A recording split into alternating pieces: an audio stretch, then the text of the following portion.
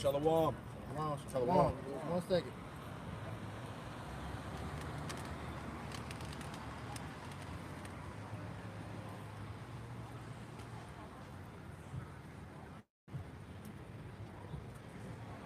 Trial of our faith, man. Right? We are in those times.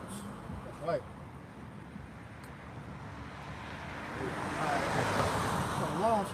Shalom. All right, before we get started, we want to go ahead and start off by giving all honor, praise, and glory to Yahweh, Ba'ashem, Yahushua, Ba'ashem, Rakakadash. Double honors to our apostles and elders of Great Millstone that taught us this truth and that rule well. And peace and salutation to the elect out there laboring on and believing in the name of Yahweh, Ba'ashem, Yahushua. To you, say shalom. Hey, shalom. Shalom, man. You know, as the title of the lesson say, man, this is the trial of our faith, man, because what we are seeing pretty much is the Lord beginning to bring the persecution on the earth, because we are witnessing the fall of Babylon, the fall of Esau's kingdom, man. And in the midst of doing all that, all right, you Israelites, you so-called Negro, Latino, and Native Americans, especially the ones that know that you're Israelites, all right, you're going to face heavy persecution coming in these last days, man. Because this devil is pretty much, you know, trying to get that birthright back, man. So with that being known, all right, this is the time to be getting your, pretty much your spiritual armor on, man. Because this devil is about to come down with great wrath. We go ahead and start with that. This verse Thessalonians chapter 5, verse 1. But of the times and the seasons, brethren, ye have no need that I write unto you. Right. The times and the season that we're in is what? Right here, Ecclesiastes 3. Yep. Because at the end of the day, man, you gotta know what times we're in, man. Yeah. You know? You gotta be able to discern, man. Like the brother said, hey, the war is already declared against Jake. All right? That's basically happened since of 2019, 2020, man. Right. All right? When you was the reason that this damn scamdemic, all right, you the reason why this shit is being prolonged, man. Right. You're looking at you become the face of everything that's wrong in the world, man. That's right. You know? This is the book of Ecclesiastes, chapter 3, and I'm going to start at the top, verse 1. To everything there is a season, and to a time to every purpose under the heaven. Right. And what season, you know, we're in is what you got to determine. You know, what's going to go into that. Go ahead. Ecclesiastes chapter 3, verse 2. A time to be born, and a time to die. A time to plant, and a time to pluck up that which is planted. A time to kill, and a time to heal. A time to break down, and a time to build up. And what is being broken down, man? All right, this kingdom known as Babylon the Great, America, man. You know, because as we are seeing what's going on all throughout the world, you know, we are seeing that pretty much Babylon beginning to lose its power on the earth, man. You know, the dollar is on its way out. All right, these other countries pretty much are establishing their nuclear power, man. You know, y'all want to go ahead and bring that autograph. You know, all these different things are pretty much taking place to show you, that Babylon's on its way out, man. That's right. And that's happening all through the Israelites being woken up in the earth, man. You know? Matter of fact, here you go. Yep. You can read off my phone. Yep. Perfect. I'll bring it out. This is from the national interest. And it's dated this week. It says, well, yesterday, October 1st, 2021. It says the topic is nuclear weapons. Region, China. It says nuclear buildups, electromagnetic pulse weapons, and cyber attacks from Beijing and Moscow put the U.S. homeland at risk like never before. The times that we're in, right? Right.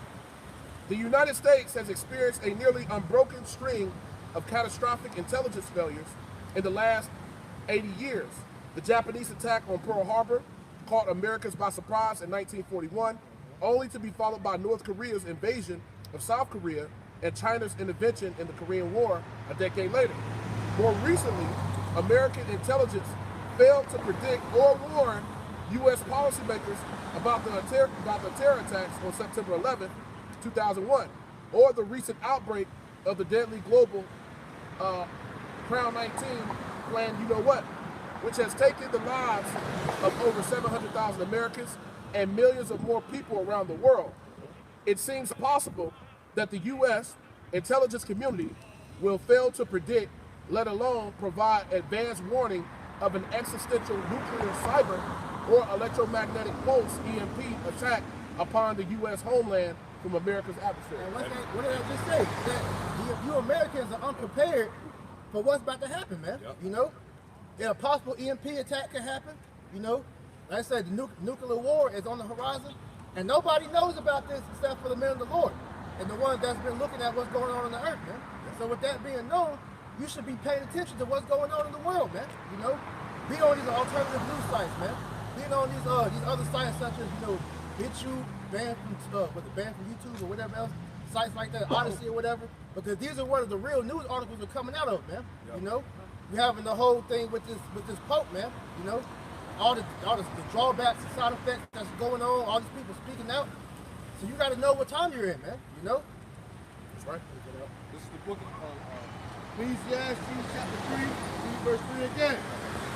A time to kill, a time to heal, a time to break down, and a time to build up, a time to weep, and a time to laugh, a time to mourn, and a time to dance. Now you got Jake out here partaking in the folly that's going on the earth, thinking that it's still party time, man. Not knowing that niggas is dropping dead left and right, man.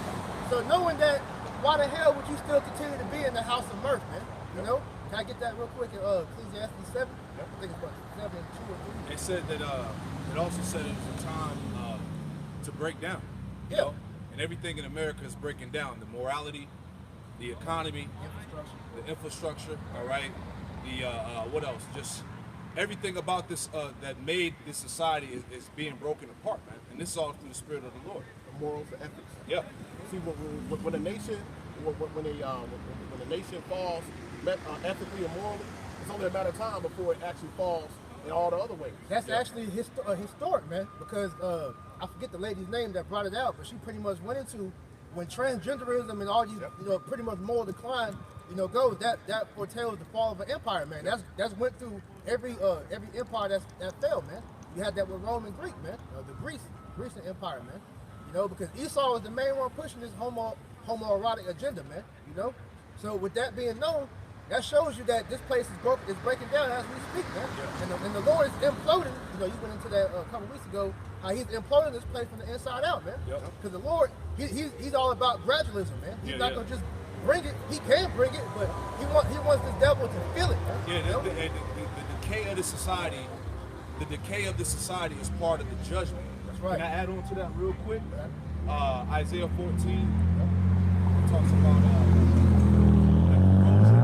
Isaiah 4. Yeah, give me that. Yep, you know what I'm talking about. This is the book of Isaiah 14, starting at verse. Wherever verse is at, start up one verse. Okay. Matter of fact, it's Isaiah 14. And let's see. Isaiah 14, and I think it's around 10. Start at 9. 9. Yep. And read down to 11. Actually, read down to 12. All right. This is the book of Isaiah 14 and verse 9, and it reads, it says, hell from beneath is moved for thee to meet thee at thy coming. Yep. It stirred up the dead for thee. And the dead represents the other nations. All right, and that hell represents Esau's destruction. All right, because he's going down. All right, go ahead. Even all the chief ones of the earth. It hath raised up from their thrones all the kings of the nations. Right, so as we just read in that article about how Russia and China are winning the nuclear arms race, these nations know that America's at its weakest point, at its weakest level. So now it's time for this land to be taken. All right, so the Lord is putting the spirit on the kings of the earth. All right, tells you that in Revelation 16 that he was going to rise up the kings from the east. All right, the eastern part of the world to come over here to make war with the west, basically. Go ahead. Verse 10, Isaiah 14 and 10, and they shall speak and say unto thee, art thou also become weak as we? See, have you also become weak as us? See, that's how we always bring out the playing field is level now. It's balanced now.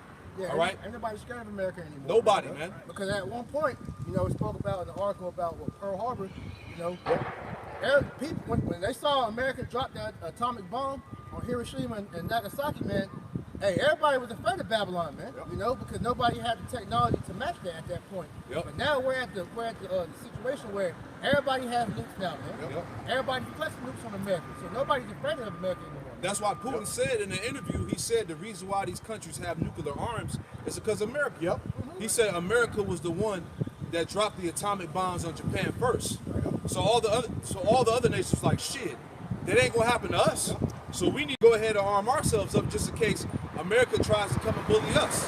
That's why Kim Jong-un out of North Korea, he wasn't taking that shit. All right. You had certain leaders out there in the Middle East, Afghanistan, Iran, and whatnot, because they know how America moves, man. That's why Kim Jong-un, I forgot who was the one they killed. Gaddafi. You know, they said that they didn't want to go out like Libya and Afghanistan. You see what I'm saying? So they ready, man. Go ahead, Doc. Finish it out. Yep. Isaiah 14:10, it says, and they shall speak unto thee, and say, art thou become as weak as we? Art thou become like unto us? Thy pomp is brought down to the grave, and the noise of thy vows, the worm is spread under thee, and the worms covered thee. Right, so it says their pump has gone down to the grave. Your pump is your pride, man. Everything, all the pride of America is destroyed, it's done. All right, and it said that read that part about the worms again. It says thy pomp, verse 11, is brought down to the grave. That's right. And the noise of thy vows, the worm is spread under thee, and the worms cover thee. Yeah, that goes into corrosion and decaying.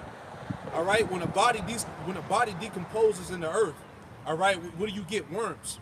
It decays that body, it breaks it down. That's what's happening to the society. This society is suffering from corrosion. It's breaking down, it's decaying, man. On all levels, man. The infrastructure, all right, Apostle Gabar did a lesson some years back. He went into the grade levels of all the infrastructures in Babylon, the buildings, the streets. All of them shits got D's and F's. You know, I remember him bringing that out. So everything about this place, when the scriptures say that Babylon is fallen, this place is literally fallen from its rulership and also in the internal aspect of it, you know? Hey, what happened in Miami a few months ago? Oh, yeah. People that died, they said that they've been doing sending out these guys that do the testing on it, the graves. They said there's thousands of other structures in America. Come on, so you're gonna witness more of the shit that went down in Miami. You're gonna witness more bridges collapsing, more buildings falling down, more streets with sinkholes and shit. You know, hey, this we read it. This place is corroded. Read it one more time. I'll finish down to 12. Isaiah 14:11. Thy pomp is brought down to the grave, and the noise of thy vows, the worm is spread under thee, and the worms cover thee. The worms cover thee. Go ahead. How art thou fallen from heaven, O Lucifer? How art thou fallen from heaven, O Lucifer, man? Okay, Lucifer. When you look up Lucifer in this verse, in the blue letter, it goes back to the king of Babylon, man. Esau, Edom, man. The light bearer, man. All right, so his ass is falling out of rulership, man. It's not talking about Satan getting kicked out of heaven, man, like these Christians go into, man. Okay, this is talking about this devil, this Esau, the so-called white man, being booted out of power, man. Okay, go ahead, Doc. O Lucifer, son of the morning, how art thou cut down to the ground? You see? Which didst weaken the nation. This nigga weakened the whole world, man. He put all nations to flight, man. He was the big bad bully of the earth at one point, man. Any more? For thou hast said in thine heart, I will ascend into heaven. I will exalt my throne above the stars of the Most High. And the stars of the Most High represent you Israelites. Go ahead. I will sit also upon the mount of the congregation in the sides of the north. Speaking on North America, because Esau is still ruling over Jake in slavery here in America, man. Go ahead. I will ascend above the heights of the clouds. I will be like the Most High. Right. See, this man has set him up. He has set himself up as God, man. And how he's done that on the earth is by mandating his legislations, this science, so-called, his pseudoscience. All right, this damn Crown 99 bullshit. All right, because as the elder was bringing out, this Crown 99 shit is another idol, man. He's making people bow down. All right, this is part of the image of the beast. You know. I got to add on to that. This is Jeremiah 50 and 23. This is the book of Jeremiah 50 and verse 23. Jeremiah 50 and 23. And it reads, how is the hammer of the whole earth cut asunder and broken? That's like I was going into, man. Hey, Babylon at one point was known as the hammer of the earth, man. You know, it was actually I forgot the Edomite that said it. General Wesley Clark. Yeah, he actually said that, man. That America is the hammer of the earth, man. Read it again. Yep. Jeremiah 50 and 23. How is the hammer of the whole earth cut asunder and broken. Right. So how was America cut asunder, man? Through the spirit power of Yahweh Shem Yahushua. Because he has his prophets out here prophesying the downfall of this place, and through the spirit, man, this place is falling, man. You know? And physically, we're seeing the fall of it. You know, we just went into examples of how this place is falling, man. So knowing that Esau was going out of power, this devil is trying to fight back against the Lord, man, which he's starting with the Lord's people, man. You know? How has Babylon become a desolation among the nations? Right. You know, he's going into that, showing you that this place is on its way out, man. You know? We're going to keep reiterating that point for all you jakes that can't understand that, man, who are fighting to prolong this place, man, when this devil is clearly, you know, he's on his way out, man. Yeah. So for America to be in this situation in the earth right now, this is an astonishment to the world. Yes. Yeah. Everybody like, oh shit, you know? It's free game now, Yeah, man. You know? it's going down. Yes. Because at one point, nobody had the ability to if countries wanted to come on the shores of America, they would be met with much resistance. But America has become so weak. You know, you got trannies and women in the military. You know, shit, you had to do. They had to weaken the pretty much the interest to get into it because nobody wants to join. Yep. Everybody's fat. Yep. You know, overweight. Yep. You know, so the military itself is weak, man. So nobody fears this place anymore, man. You know. And it's funny you say that too, because during the time of war, and I witnessed this being in, hey, once war was hopping and popping, once the whole thing in Afghanistan kicked off and Iraq kicked off, they was lowering the standards real low to get in. Yeah. It was pretty much, hey, they pretty much was waiving everything. You know what I'm saying? You damn near could be a pedophile. Yeah. Or whoever, some thug, murderer. Just to get a body. And look how bad it got to where they didn't put on the bill that women gonna get drafted now, man. This is how far Esau has gone, man. Yeah. You know, so that shows you that he out of here, man. You know. We finished that. God, Yeah, I think go down to like 8. The book of Ecclesiastes. This book of Ecclesiastes, chapter 3. And I'm going to read verse 5. A time to cast away stones, and a time to gather stones together. A time to embrace, and a time to refrain from embracing. Yeah, it said a time to refrain from embracing. Man. All right, that's why the concept of unity is done. Yep. Right. All right, you got this this Crown 99 bullshit. Everybody's divided over it. You know, people believe Esau, some don't. You know what I'm saying? So all that coming together, all that unity is finished. Right. You know? The Lord has mingled a spirit of division in the earth, man. Yep. You know. So with that being said, everybody's at everybody's throat now, man. You know, the jab versus the unjab, the Democrats versus the Republicans. You know. And we're not even talking about, you know, the nations, man. You know, Jake versus Esau and all that. It's down to a moral level, man. Shit, you got the homos versus the straight people now, man. Yeah. You know, it's division everywhere, man. So now it's not the time for unity like Biden promised when he first got into office, man. You know, if you notice, he's reneged on every promise he's made since he stepped into the office. That's why everybody man. mad. You know? Everybody knows, especially these Edomites. Everybody knows this man's a damn liar, man. Hey, you got people coming against in his cabinet coming against him, man. Yep. You know. Yep. Book of Ecclesiastes, it's like the book of Ecclesiastes, chapter 3, verse 6. A time to get and a time to lose. And what are you getting? You're getting this word. If you're smart, you know, hey, you gotta use the ways of this world, man, because the ways of this world ain't gonna profit you none in the day of judgment, man. You know. A time to keep, a time to cast away. And what are you supposed to be keeping? Your garment, man. You know, casting away the cares of this world. You know.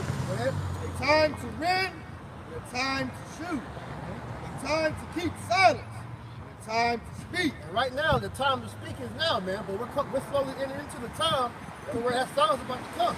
All right, the family of the word is near, man. Esau's regulating all these different things with the internet. So now you can't speak against the juice now, man. You know. And it's funny because right when he put that out, he puts out a video talking about it's impossible for the government to put tracking devices inside the juice, man. You know.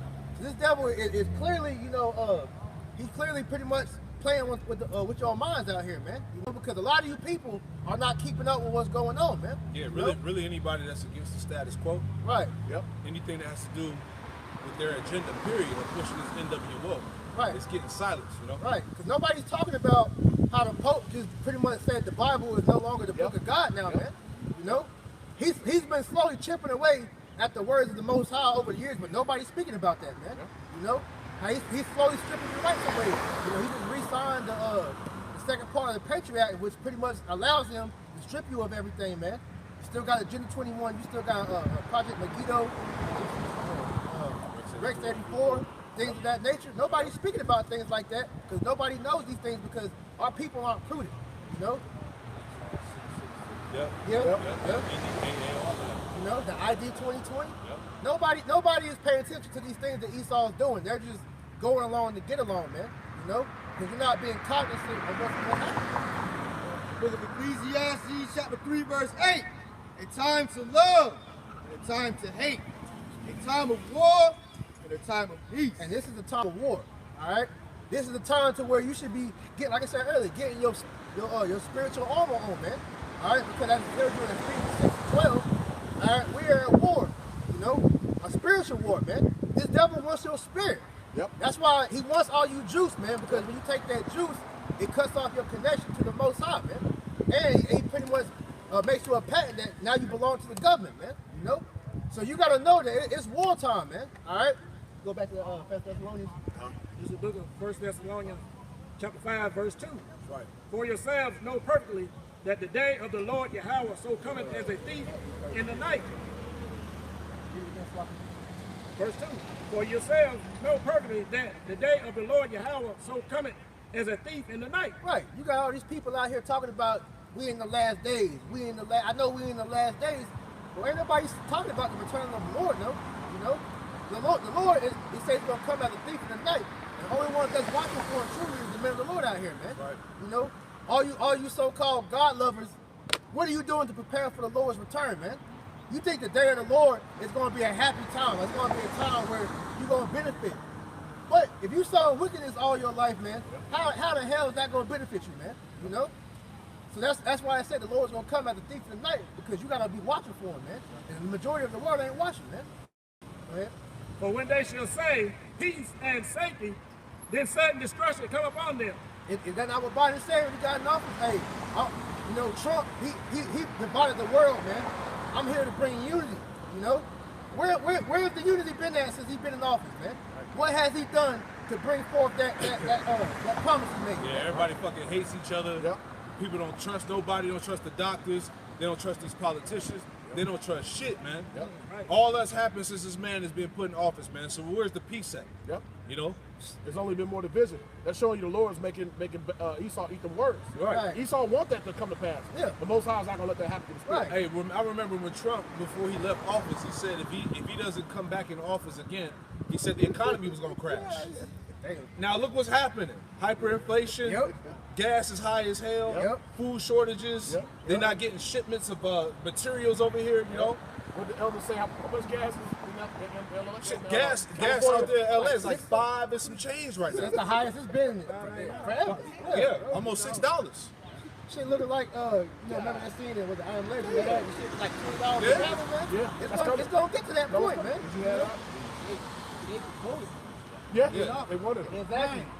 Exactly. Hey, you had Taraji P. Gibson come on, Biden, please save us. Save us, you know? Like I said, begging for this nigga to do something for them. But what has it done to you? Hey, you so-called Negro, Latino, and Native American, you need to get jabbed, man. He's been pushing that. Why? Because he wants you patented, man. He wants your connection with the Most High to be cut, man. You know? So that whole piece of safety bullshit, man, that nigga is not following that at all. Go ahead. This is chapter 5, verse 3 again. For when they shall say peace and safety, then sudden destruction come upon them, as travail upon a woman with child. Right, hey, that destruction is about to come upon 2/3 of our people who are wandering about the world asleep, man. All this knowledge and wisdom and understanding that's being put out here daily from all over the earth, and you still got niggas out here ignorant, man. You know? Hey, that's why the Lord gonna take a lot of you by surprise, man. Yep. Go ahead. And they shall not escape. And you're not gonna escape, man, because the Lord, he wants to be served, man. And if 2/3 you niggas want to stay rebellious, and the Lord gonna serve you, man. You know? Verse 4. But ye, brethren, are not in darkness, that the day should overtake you as a thief. Right, because we ain't in darkness, man, because we have the truth, man. That's why, hey, debating with you niggas that's out here, hey, that's done with, man. pretty much we understand now. Hey, either they gonna get it or they not. And the one that's not, hey, we moving on, man. 2 Peter 3 and 4. Matter of fact, I started at 3. 2 Peter 3 verse 3. Knowing this first, that there should come in the last days scoffers, walking after their own lust, and saying, where is the promise of his coming? Right. These niggas don't believe it when we say the Lord's gonna come back and deliver us, man. That we're willing to lose everything that Yahweh Shemel Shah is gonna provide, man. They don't understand that. They talk shit. You believe in an invisible God that's gonna come and save you, you know? That you might as well go get the jab, man. You want to work, don't you? You know? Right. Like that nigga Polite. He said that. Y'all believe some man gonna crack the skies? He tried to say that the doctrine was holding back so-called black people shit. And the Lord made him eat all them damn words, man. Right. For the ones that's in the know. Right. He shot the Bible up. Yeah, he shot the Bible up and shit. Now look at his ass. He finished. Right?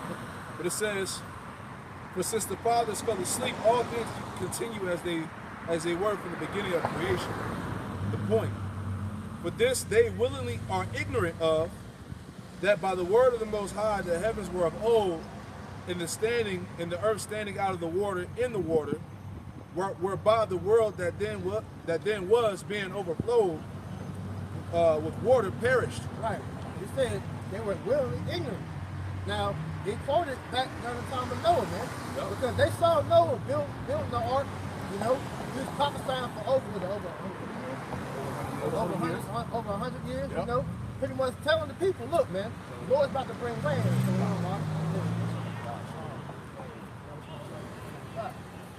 So yeah, the Lord said he was going to bring rain. And what happened, man? And the people, they laughed at him. They mocked. They were still giving him the marriage, you know, doing all that bullshit. And what happened? When the flood came, man, niggas started scrambling. It's gonna be the same thing going on now, man. Yep. So all you, like I said earlier, we ain't about to do the back and forth thing with you no more, because we understand that this devil, he's trying to kill you, you know. So if you want to get juice, go ahead and get juice, and suffer the consequences of that, man. Ultimately, hey, when the Lord pretty much shuts this place down, and you pretty much scrambling to figure out how you're gonna feed your family, then you're gonna be looking. And what was that Bible stuff you were talking about? You know, you said have faith, right? What's the name again? All that. But it's going to be too late, man. Yep. You know, the doors of mercy are going to be closed for you at that point, man. That's right. Go ahead. Go back.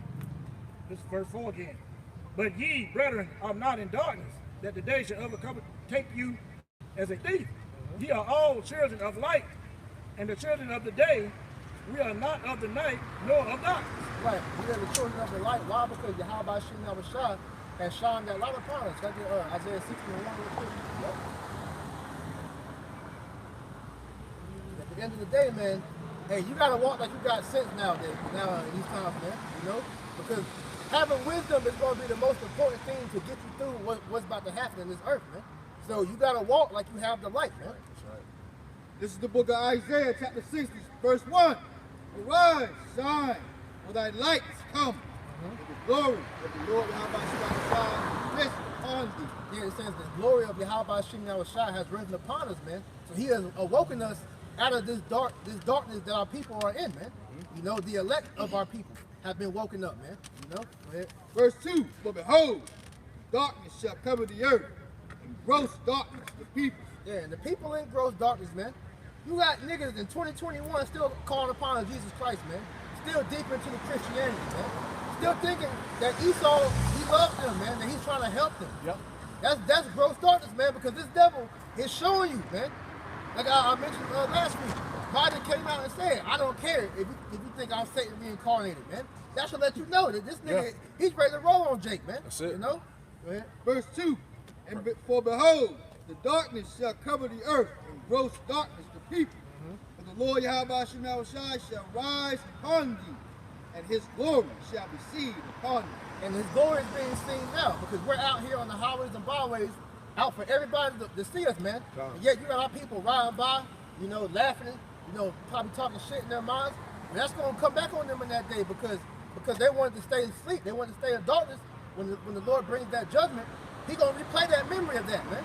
Hey, I gave you the opportunity. Why did you take advantage, man? You know?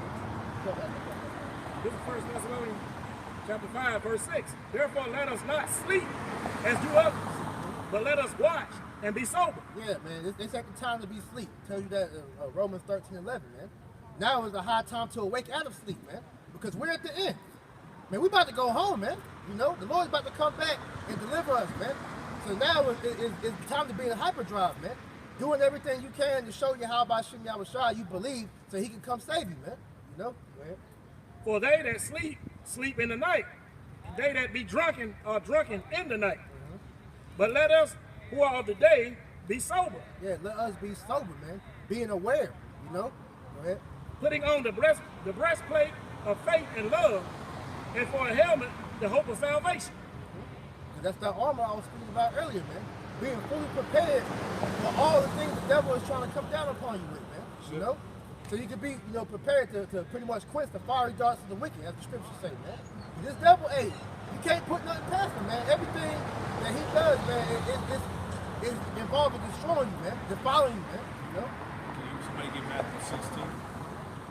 Read verses 2 to 4. All right, because the scripture we just read, it emphasized being sober. Like the priest was going into, part of that being sober is understanding your surroundings, man. All right, in which our people don't exercise. Because part of understanding your surroundings is discerning the times. Yep. Understanding the time and season that we are in the earth, man. Yep. All right, whoever got that. Matthew 16, verse 2. He answered and said unto them, when it is evening, ye say, it will be fair weather, for the sky is red. Yeah. See, Jake knows the seasons. He knows when it's going to rain and all of that. Go ahead. Verse 3. And in the morning, it will be foul weather today. Yep. For the sky is red and the lowering. Mm-hmm. O ye hypocrites, ye can discern the face of the sky, but ye cannot discern the signs of the times. Yeah, exactly. Jake can discern everything but the signs of the times, the season he in, man. All right? We're in a time of Jacob's trouble, man. That great temptation, the hour of temptation that's coming on the earth. Any more out? Yep, verse 4. A wicked and adulterous generation seeketh after a sign, and there shall no sign be given unto it. Yeah. You see, 2/3 of our people, which represent that wicked and adulterous generation, they seek after a sign, but you have the sign. Yep, that's what I'm about to say. All right? Yep. Which is the prophets. Yeah. You know? The fact that we're out here prophesying unto you, giving you this word, giving you the warnings, man. For free, that's the sign within itself. Worldwide, man. But Jake want the Most High to crack the clouds Right. and speak to him personally, man. The Yeah. Lord don't work like that, man. You know, so there comes a times where you got to humble the hell down and present yourself before the house of the Lord, man. Yeah, they want an angel to come down, an actual angel to come down and profess the message to them, which actuality, we are the angels, man. Yeah, because all angel means is messengers. Yeah, right? we You the know? messengers, man. But our people, they're so carnal-minded, they can't see what the Lord's trying to show them, man. But surely the Lord will do nothing but he will reveal the secrets unto the prophet. That's it. As the scripture said. That's it. I'm going to finish off 4 right quick. Yep. But the sign of the prophet Jonas, and he left them and departed. There you go. That was what we just said, We man. represent Jonas in the spirit. Right. We're doing the same thing Jonas is doing, man. This is Sunday signs, Lord. Send this call on people right here. This is St. Luke, chapter 21, verse 25. And there shall be signs in the sun and in the moon. You can see all these blood moons, you know, super moons, rose moons, you know, different things going on in the heavens. Hey, that's the Lord giving you signs that something about to happen. Hey, another sign brother just sent to me today. 57 earthquakes, 57 volcano eruptions went off at the same time. Was it yesterday, he said? Come on, Hey, man. another sign too was on the Day of Atonement. What was it, the Red Sea or one of them seas over there? And Turn red, right? it turned blood red, man. You know, on the Day of Atonement. Yep. So that'll show you, man. And then another way you let you know, we had back last year, man. Right after the Passover, what happened? The thing happened, man. Yep. You know, the plan thing, man. Yep. You know, And during that time, remember, we saw the chariots by the moon. exactly. It was a fleet of them too, man. Yeah. Crazy. And in the stars, and upon the earth, distress of nations, with perplexity. The sea, the waves roaring. Men's heart failing them for fear for looking after those things which are coming on the earth. For the powers of heaven shall be shaken. Yeah, because at the end of the day, man, all these different natural disasters that's happening, ultimately that's the Lord, you know, showing that he's on his way back, like it tells you when 2nd Ezra 9, man. You know? Time. This is the book of 2nd Ezra, chapter 9, verse 1. He answered me then and said, measure thou the time diligently in itself. You see how the Lord keeps telling you to measure the times, man, to know, to be aware of the times that we in, man. He keeps reiterating that because he wants our people to know, man. Look, know what's going on, man. You know, go ahead. And when thou seest part of the signs pass, which I have told thee before, then thou shalt understand that it is the very same time wherein the highest will begin to visit the world. Man, Yahweh Shem Yahushua is beginning to visit the world, man. You know, because like I mentioned earlier, man, all these different things happen in the earth. That's the Lord showing signs that he's on his way back, man. And he's having the earth fight against Esau, which also showing you that these devils on his way out as well, man. You know? Which he made. Verse 3. Wherefore, when there shall be seen earthquakes and uproars of the people in the world, then shalt thou well understand that it's like that the Most High spake of those things from the days that were before thee, even from the beginning. Yeah, it's what man, the end was written, you know, in the beginning, man. You know? So this place was destined to fall before it was even incepted, man. So all these different things that's happening is just reiterating that the fact that how about y'all try to bring this place down, man. He's having the whole earth begin to fight against Esau, man. The people, the animals, the planet, everything. You know, they're fighting against this devil, man. Because it's time for this man to fall. So who are you dumbass jakes to keep trying to, you know, help this man stay in power, man? You know? 2 Ezra 9:5. But like as all that is made in the world have a beginning and an end, and the end is manifest. The end is manifest, man. So be aware that, hey, we're about to go home, man. Realize that fact that we ain't got too much longer in America, man. You know, this place possibly can't go on for another 10, 20 years, man. All right? Hey, we'd be lucky if we out of here by next year, man, Lord willing, man. So knowing that now is the time to get yourself right with the Lord so that you have a chance to be able to make it to the kingdom on that first go-around, man. You know? So you can be in that skip line of the kingdom, man. Precept. Speaking of the end, Ecclesiastes 7 and 8. It says, better is the end of a thing than the beginning thereof. Yeah. Yeah, better is the end, because what's happening with the end, man, is that the Israelites are beginning to come back into the power street. That's right. You know? So Esau has to fall for us to be able to get in the kingdom, man. And when Esau falls, what's gonna happen? All right, we're gonna have to face hard times, man. You already know this devil ain't gonna let his power go, you know, just like that. He's gonna fight, man. He's gonna fight against the Most High, man. So what's that mean? And we're gonna catch hell, man. We're gonna catch major hell. All right, to the point where some of us might get put to death, man. But it's all for the will of Yahweh Shem Yahushua, and we know that we endure to the end, we're gonna be saved, man. You know, if you ought to be a martyr, you're gonna be raised up first. So there's no losing in that aspect. You gotta realize you have to lose everything to be able to gain everything back. And the Lord says, strive unto the truth unto death. That's right. And the Lord shall fight for thee. That's right. It says, and the patient in spirit is better than the proud in spirit. Patient in spirit is better than the proud in spirit. So you gotta be patient and wait for the Lord to do what he's gonna do, man. Now we're seeing the Lord's starting to work throughout the earth, man. He's working with brothers, man. Waking up brothers and sisters all throughout the world, man. Building up brothers' spirits better, you know, so they can properly serve him more and more, man. You know? So all these things are being done to what? Magnify his name so that his glory can be seen upon the earth, man. You know? Right. Go back to this, man. This is the book of 1 Thessalonians chapter 5, verse 8. But let it...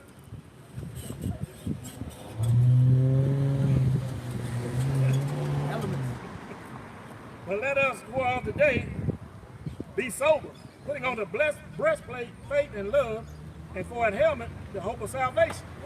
For the Most High has not appointed us to wrath, but to obtain salvation by our Lord, Yahushua HaMashiach. And that's the mind state you got to keep, you know, to keep yourself saying these things. The Lord didn't ordain us to be destroyed, man.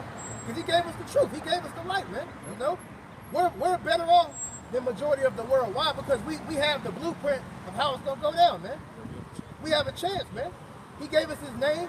He gave us, you know, our language back, you know, gave us the knowledge we can understand it. So, man, why not fight, man? You've been given all the tools you need to fight. So, hey, make sure you're doing what you got to do in the spirit, man.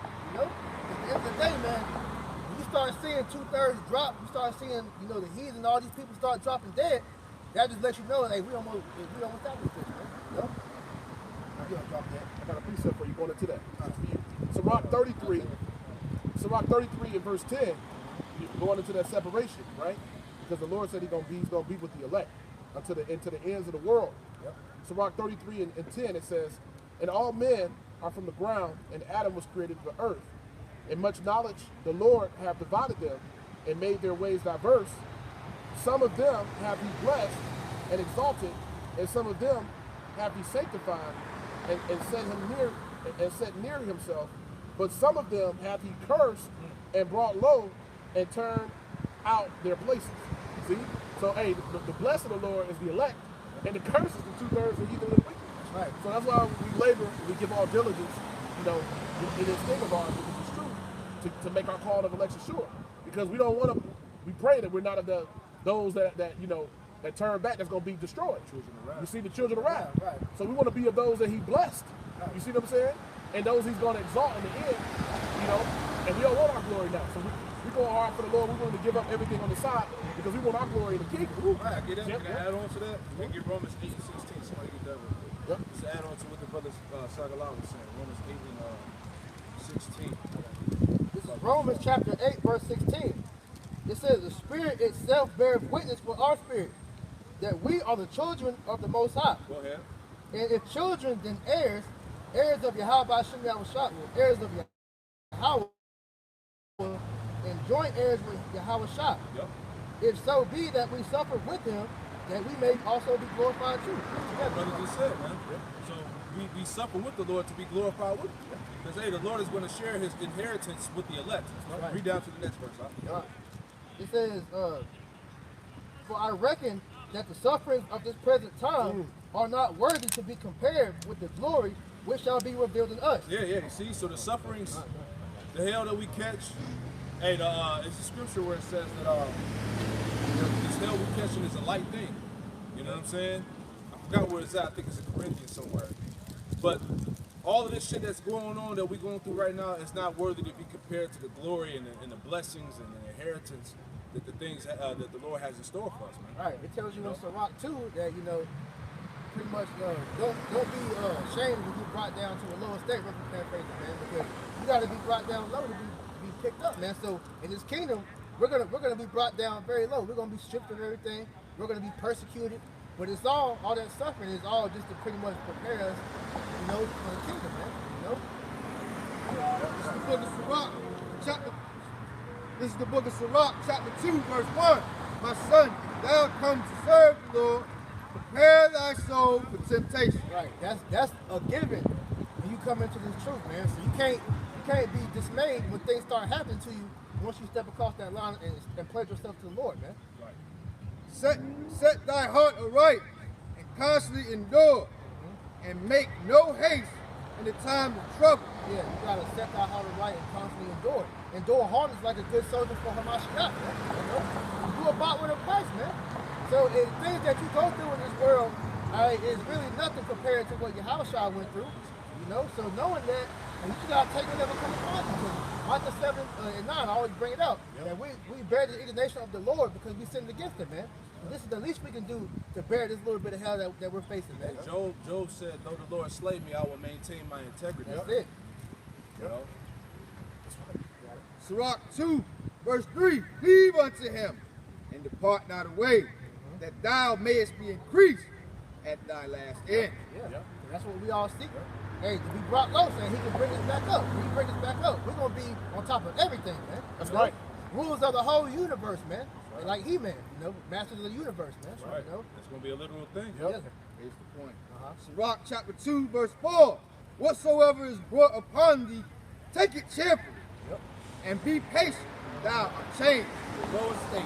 Be patient, because the Lord's going to get you through it. You just gotta feel that fire, man. Hey, like how pretty much the Lord had Daniel, Shadrach, Meshach, and Abednego be put in that furnace, and we're being put in that furnace of affliction, man. The hell to show you, are you worthy for me to deliver you, man? We gotta prove ourselves to Yahweh Hashem Yahushua, which means that we gotta go through the hell. But what gives us comfort while we go through that hell is this wisdom, man. So fear, man. Okay. This is 1 Corinthians 3 and 13. Every man's works shall be made manifest. For the day shall declare it, because it shall be revealed by fire, and the fire shall try every man's work of what sort it is. Right. So that fire is going to prove you to show if you're really a man of the Lord or not, man. Because, hey, a part of being in this work is catching hell, man. There's nothing you can do to get around that, man. Because if you ain't catching hell, that means what? The Lord ain't dealing with you, man. Yeah, the Lord got to prove you. You know, He got to test your spirit. You got to earn the kingdom. Yep. That's basically what this hell is about. Right. You got to earn. You got to earn that blessing, man. Right. You got to put the work in, man. You know, the Lord got to see what your integrity is, man. Yeah. You know. Because when you finally get through all that and you pretty much obtain the kingdom, you're going to appreciate it. That's why the Lord had us go through it all this whole movie. So that we can appreciate the kingdom, because He would have just gave it to us straight out, like in Genesis, man, that would have just been it. We wouldn't appreciate the kingdom like how we are going to the kingdom of heaven. And you can't make the team without trying out. Come on, man. God damn. Jake went the easy way, man. Hey, you can't make it to the kingdom taking the broad way, man. No. The broad way leads to destruction, man. That's the way of the world. All right, the straight gate is to prove you, man. You know? And one quick point, Psalm 82:6 says, "We are gods on the earth." In order to be truly a God, be in that, you know, in that estate here on the earth, you know, lowercase guys, to be powers here, and to be back in our rightful place, we got to be able to understand good and evil. Yeah. So that's why we had to go through all this evil in order to, you know, and all this wickedness, and be afflicted the way we are, in order to have the balance. Right. Because it said that word God, it goes back to judges, man. Yep. So we say we're a nation of kings, priests, and judges. Yep. So how are we going to judge properly if Yep. we didn't get the full understanding of what wickedness was, man? Judges and rulers. Exactly. How you gonna be able to rule? You have to have that balance. Right.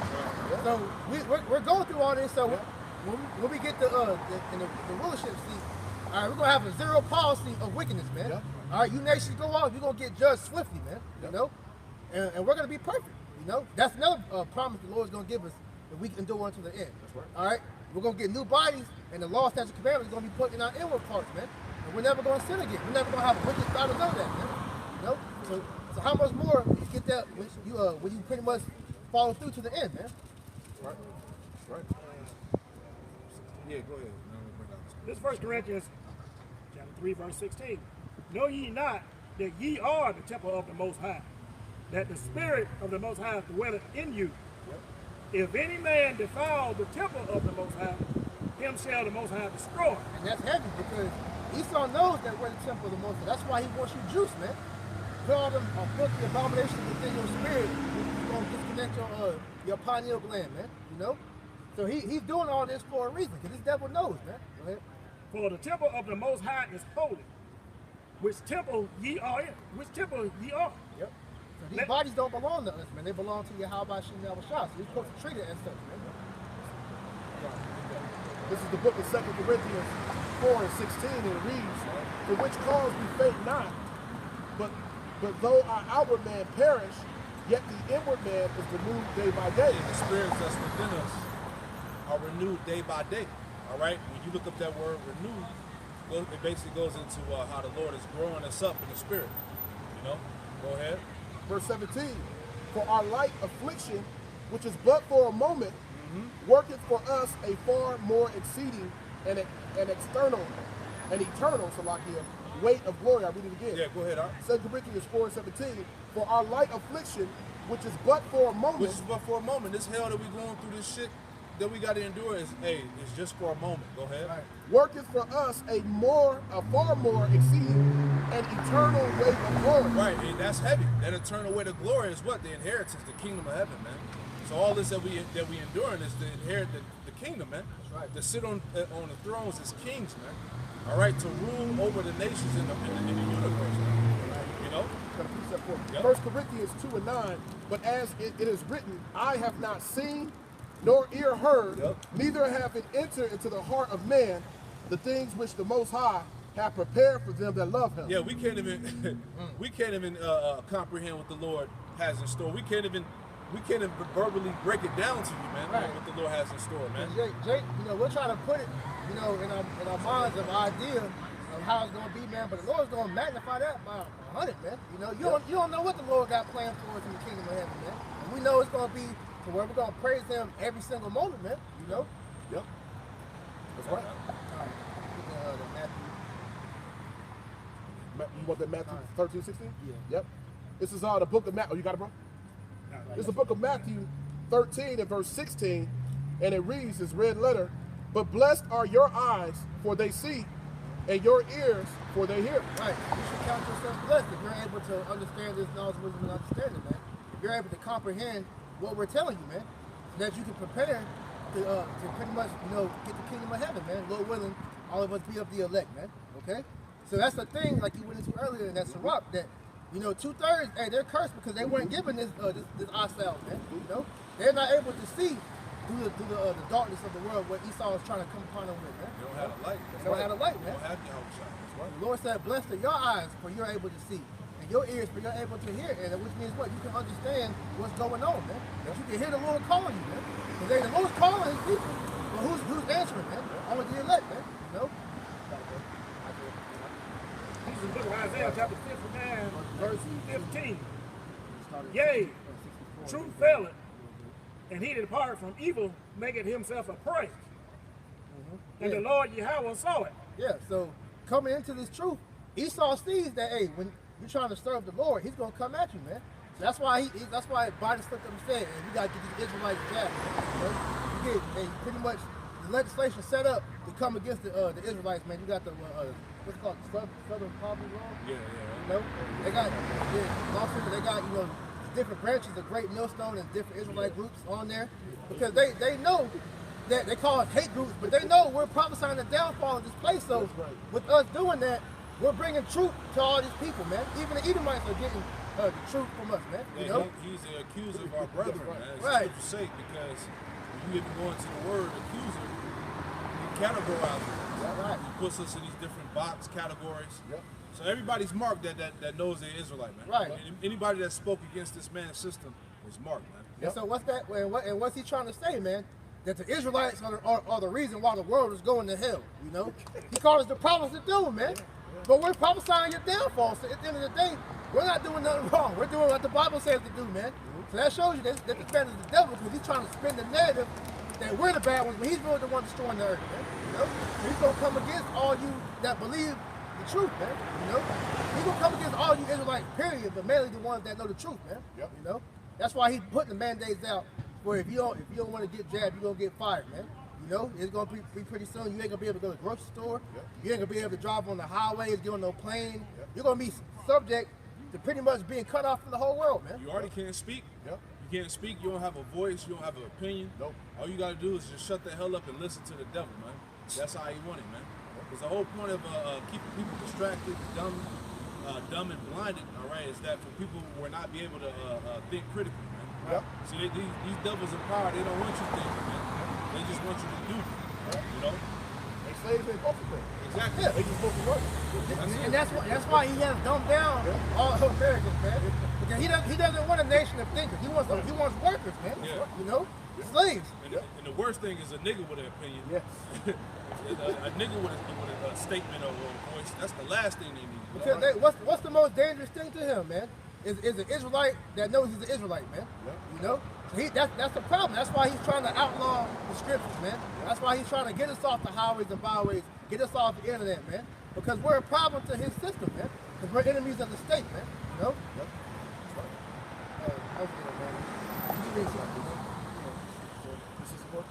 This is the book of 1 Maccabees 2 and verse 64. And it says, wherefore, ye my sons, be valiant and show yourselves men in the behalf of the law, for by it shall you obtain glory. Right, now it's time to maintain your integrity, man. With all these different things coming at you, all right, now is not the time to be getting weak and folding off of what Yahweh Shem Shai is commanding us to do, man. You gotta show yourselves men, man. Be valiant, man. Be those true warriors that the house of David had back in you read the scriptures, man. Because what we're seeing is Esau's trying to break you. He's trying to break you, man. He's gonna push you to your breaking point to see how much you really believe in what you believe, man. If you're not willing to die for what you believe, you don't really believe in it, man. So you gotta continue to hold fast to what you have been given, man. This devil's about to come. Great wrath is about to get. This is Revelation 12, chapter 12, verse 12.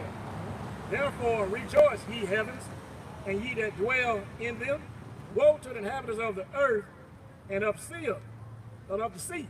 For the devil is come down unto you, having great wrath, because he knoweth that he had but a short time. Yeah, this nigga know he's running out of time, man. Hey, the last little bits of sand is coming out that hourglass, so he got to scramble to pretty much bring in his new world order. Cause he know this is his last hurrah, man. Yep. You know, once he goes down this time, he ain't gonna be like no phoenix and rise from the ashes, man. All right, the Most High has you create these nuclear missiles to destroy yourself, man. Yeah.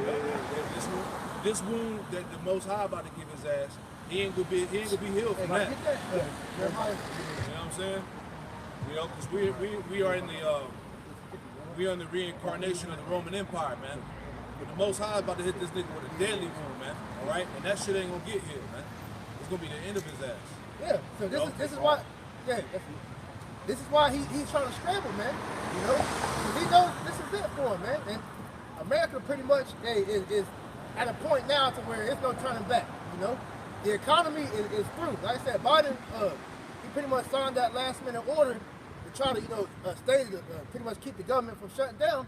Because once that government shut down, that's what's gonna happen. They're gonna run out of money, and that's gonna bring in the digital currency, man. Which they're gonna get a fight back from that because people are aware of the chip. You know, a lot of people aren't talking about it, but they know, especially these Edomites, man. You know, so they know they're gonna get bite back from that, just like they're getting bite back from this juice, man. You know, so with them doing that, they're trying to gradually introduce this thing to where it's something cool, man. Or you can go scan your hand and unlock your car, get into the building, you know, all that kind of stuff. Because he's playing on the minds of stupidity, you know? I ran back up what you said about that. I watched this show too, Alternative News, One America News, and on there he was talking about some group of Edomites that was saying they're called Nurses of America or something like that. Yeah. And all of them are saying, look, we got to stand up. A lot of them are getting fired and stuff. They quit. They said, we got to stand up because we know that what's going on is biblical. Yeah. You see what I'm saying? Yeah. These Edomites, and unfortunately these Edomites, but the Lord got reserved too to come against this devil too. Yeah, and they're watching the prophets. Yeah. They know what time it is. Yeah. It's prophecy, though, because it's saying what?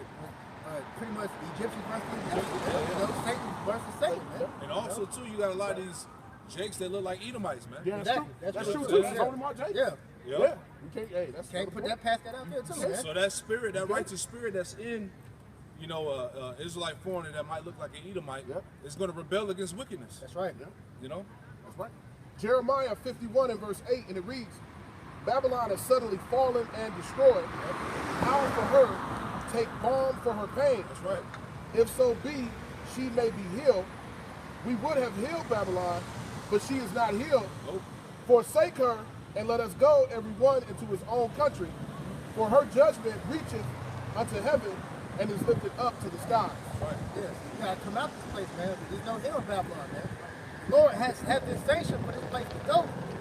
So who are you to do? To resist the Lord's will, man. There's nothing you can do to save America, man. All right, you Jakes that talk about building your businesses, you can do all that and this shit's still gonna fall, man. You know, 'cause at the end of the day, the Lord has it written. And once his word goes out, it's not gonna come back up to him void, man. You know, so there's nothing you can do except just watch it fall, man. And we singing praises as we watch this shit fall, man. Right. You know? But as it's doing that, Esau's preparing to come against all those that are standing against his agenda, man. You know? This is why you're seeing him take precautions to pretty much set the stage to make us the face of terror, man. You know? Set the stage to pretty much give up all the unjust and ultimately is going to go down to the Israelites as the reason to why you need to bring in martial law. Because they're going to set up more false flags, have niggas with beards going and shooting up shit, man. You know? These damn, it's pretty much linking us up with Islam, you know, all these different things, because it's prophecy that Esau is going to try to come against the woman, man. You jump down to verse 17. This is Revelation 12 and 17. And the dragon was wroth with the woman, and went to make war with the remnant of her seed. Right, the elect. What's the story really about, man? The elect of Israel, the elect of the Most High, versus the elect or the elites of Satan, man. You know? So knowing that, hey, this devil, he's mad, man. Go ahead. Which kept the commandments of the Most High, and have the testimony of Hamashiach, Yahweh Hamashiach. Right, so this is why he's putting all these different things, pretty much setting the stage up to come against us, man. Because we're the main, you know, nail in his coffin that's going to pretty much take this nigga out, man. You know, the Lord is going to pretty much use us, you know, to speak this downfall into existence. But then, once he gives the men that spiritual power, we're going to physically do it along with Yahweh Shai and the angels, man. You know, so this devil knows all this is coming. This is why he has the super soldiers. He has the robot, the drones, you know, the biochemical warfare and all these different things, man. Because he knows that he can't fight us, toe to toe. He gotta go through these different measures to pretty much make us weak, he can take us down. And at least know that, man. It was written that Edomite that they put to death. What's his name? William Cooper. He wrote that book, something with a pale horse. Behold a pale horse. Yeah, Behold a Pale Horse. Yeah. And the end of that book, I believe, the elder brother Kazak brought it out. But the elites know that, it said it in the book, that the elites know that an angry God is going to come back that's going to destroy him along with the elect. That's actually in the book. You know what I'm saying? So these elites know that. They know that there's going to be men on the earth that's going to get supernatural power and get raised up. I always bring that story out with the Black Jesus, man. You know? That's what? Group. And then another thing, too, to add to your point, is that all we doing is coming out speaking the words of the Lord and foretelling Esau's demise. Yeah. All we doing is telling them what time it is. Right. And he gonna come at us with what? With all this wrath to hell, to destroy the children of Israel. Showing you all we doing is speaking the words of the Lord, how powerful the words of the Lord. We're just reading out the book, That's man. all we do. You know? Kill the message. We're just reading the scriptures, but this nigga's going around, shooting everybody, dropping bombs on countries and shit. But we're the problem, you know? Yeah. Fucking hypocrite, man. Yep. Go ahead. Yep. This is Revelation, book of Revelation 13 and 11. And it reads, and behold, another beast coming up out of the earth. So like read it again. Revelation 13, 11. And I beheld another beast coming up out of the earth. And he had two horns like a lamb. And he spake as a dragon. Right. That's talking about Esau, man. Because Esau came into this thing trying to speak as a lamb, speaking them soft words, trying to pretty much lull Jake back to sleep. And he saw at one point, man, Jake was getting rowdy, pretty much, waking up to what's going on. Then what happened? The pandemic happened. Everybody became afraid. Now this nigga come with the answer to everything. You got Bill Gates in hell pretty much saying, if you want to return back to normalcy, just follow what we say do, man. This actually give you one of that people in Mark 12, 17. This is the book of Sirach, chapter 12, verse 17. If adversity come upon thee, thou shalt find him there first. And the adversity has came upon us, man. Who was the first one to give you the answer? Esau, man. Because he operates off of what? Problem, reaction, solution, man. Order out of chaos, man. So he sets the problem up, he watches the reaction of the people, and then he brings in the solution, man. Yeah, he's behind the shit. Right. He plays both sides. You just read in that Revelation 13 and 11. Right. Two horns, but he spake as a dragon. He plays both the good and the evil, man. He's behind all of this shit that's going on, man. Right. So you can't be fooled on what he's trying to paint the narrative for you with, man. Right. This nigga, he has the answer because he caused the problem. Yeah. Hey, you can pull up on YouTube, man, years ago, way before everybody even knew about the C word, man. Bill Gates had the TED Talk going into, we're one bad pandemic away from pretty much the whole world going into a national lockdown, man. Did we not experience that? Yep. It's happening now. Look at Australia. Yep. Come on, man. Look at Canada. Canada. Yep. Europe. And the brothers GMS Italia. Yep. GMS Italy. Just came on today. This was them earlier. And they said they got 13 days before they pretty much are going full-fledged. You talking about the Pope. Yeah. Hey, that's Italy. Over in the Vatican is in Italy. Hey, they said 13 days and they're going to go on complete lockdown and make the people either take the job or do the work. And so you see what's coming. I was just saying that on that video. And this is why you gotta walk with the light while you still have it, man. We went into that yesterday, man. Because now is the time to really get yourself together with the Lord. Because when all hell breaks loose, then what are you gonna have, man? You gotta have your walking with that faith, man. That relationship you have with the Heavenly Father and His Son, man. Because if you don't, you ain't gonna have no choice but to go back to Esau, man. That's what he wants you to do, man. That was it. Got something for you on this. We'll read it again. This is Revelation 13 and 11. It says, and I beheld another beast coming up out of the earth, and he had two horns like a lamb, and he spake as a dragon. And just real briefly, we know those two horns going into how Esau plays both sides, the Democrats and the Republicans. That's his power. Horns about the power. That's his power. So they say he spake as a dragon. I got something for you for this dragon. This goes back into little history, going back to the Edomites in Greece. That goes into dragon. It also goes into draconian. You see that often as well. He spake as a dragon, and it says Draco or draconian, 7th century, also called Draco, was the first recorded legislator of Athens in Greece, which the Greeks were the Edomites, right? He replaced, and we know that system that they have going back then was called the Greco-Roman, because the Greeks was empowered and the Romans came and took over. So a lot of their practices and laws, they kind of went hand in hand. Right. You know, The Edomites. That's right. Both of them were Edomites, so they merged everything in. Paganism. Exactly. This man went on paganism. Exactly. Ain't no damn Christian. You see, this man is a pagan. You see, it says he was the first recorded legislator of Athens in Greece. He replaced the prevailing system of oral law by blood feud by the written code to be enforced only by a court of law. Draco was the first democratic legislator requested by the Athenian citizens to be a lawgiver for the state. It goes on into Draconian being harsh or excessive. So we know that him speaking as a dragon is what he's doing now. Passing all these unrighteous decrees, these harsh. You got it. Oh, you got it. Yep. This is Isaiah chapter 10, verse 1. Woe unto them that decree.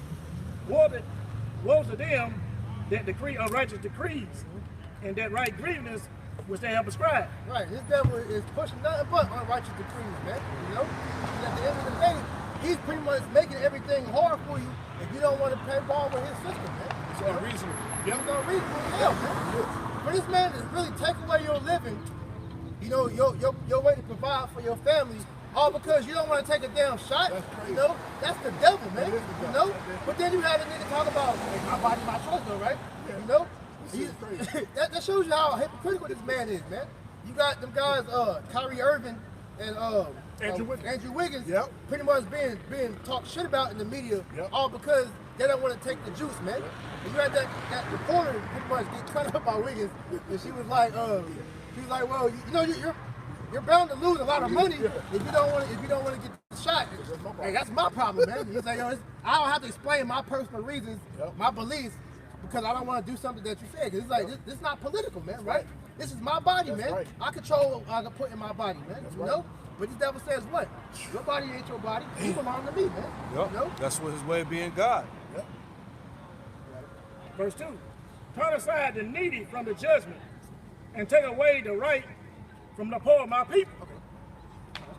That widows may be their prey, and they may rob the fatherless. Turn aside the needy from judgment, and take away the right from the poor of my people. Right, so he has all these unrighteous decrees pretty much set up to force you Jakes to go off, man. You know? Sin on the sin. To add sin upon sin, man. This is why you can't take refuge in Egypt, man. You know? You Jakes don't want to make your covering Esau in his ways, man.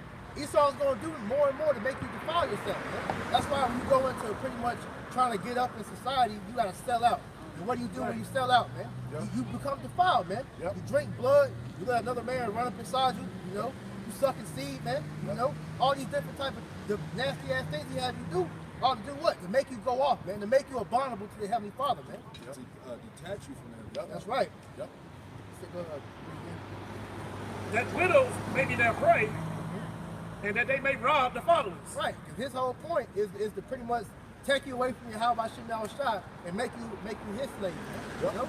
Because in this world, you gotta understand, you can only serve two masters. You either serve the Lord or you gonna serve Satan. If you ain't serving the Lord, that means what? You serving Satan, man. I got something for you real quick. That's right. What we just talked about. This is Sirach or Ecclesiasticus chapter 10, verse 9. It says, why is earth and ashes proud?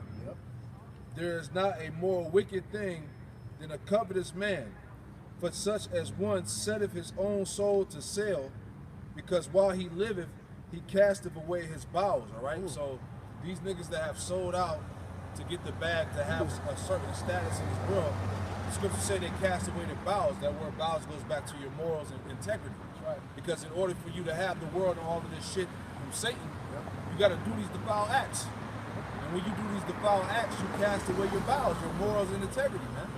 You know, that's why a lot of these niggas you see, especially these Jakes, that's in the rap world, entertainment or whatever, they all on drugs and shit.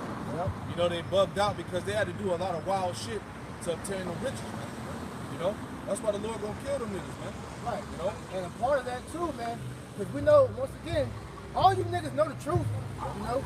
All you know, you Israelite, y'all watch the videos, you know? every day you see somebody new come out and say that they know the truth, man. You know, I was on Instagram the other day.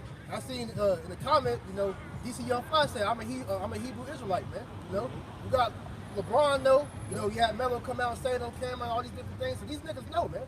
You know, but what's coming down to it now? You have speaking on the juice again, man. You know, the juice pretty much in LA and in New York. If you don't want to get it, you're not gonna be able to play on the home games, man. It's the deal breaker. It's the deal breaker. And what's that's gonna do? That's hurting their pockets, man. So a part of them selling out, they didn't already went that far to pretty much get to where they at. Why? They're pretty much in their mind, you know, why am I gonna stop now? You got LeBron, for example, man. This nigga, he pretty much came out and said he got the juice, man. And the main reason you know why he did it, that nigga wants that 5th ring, man. You know, he wants to win another championship. So what he did pretty much was become the poster child, because everybody looks at him as the face of the NBA. He did it, so now everybody else has no excuse to do it now, man. You know?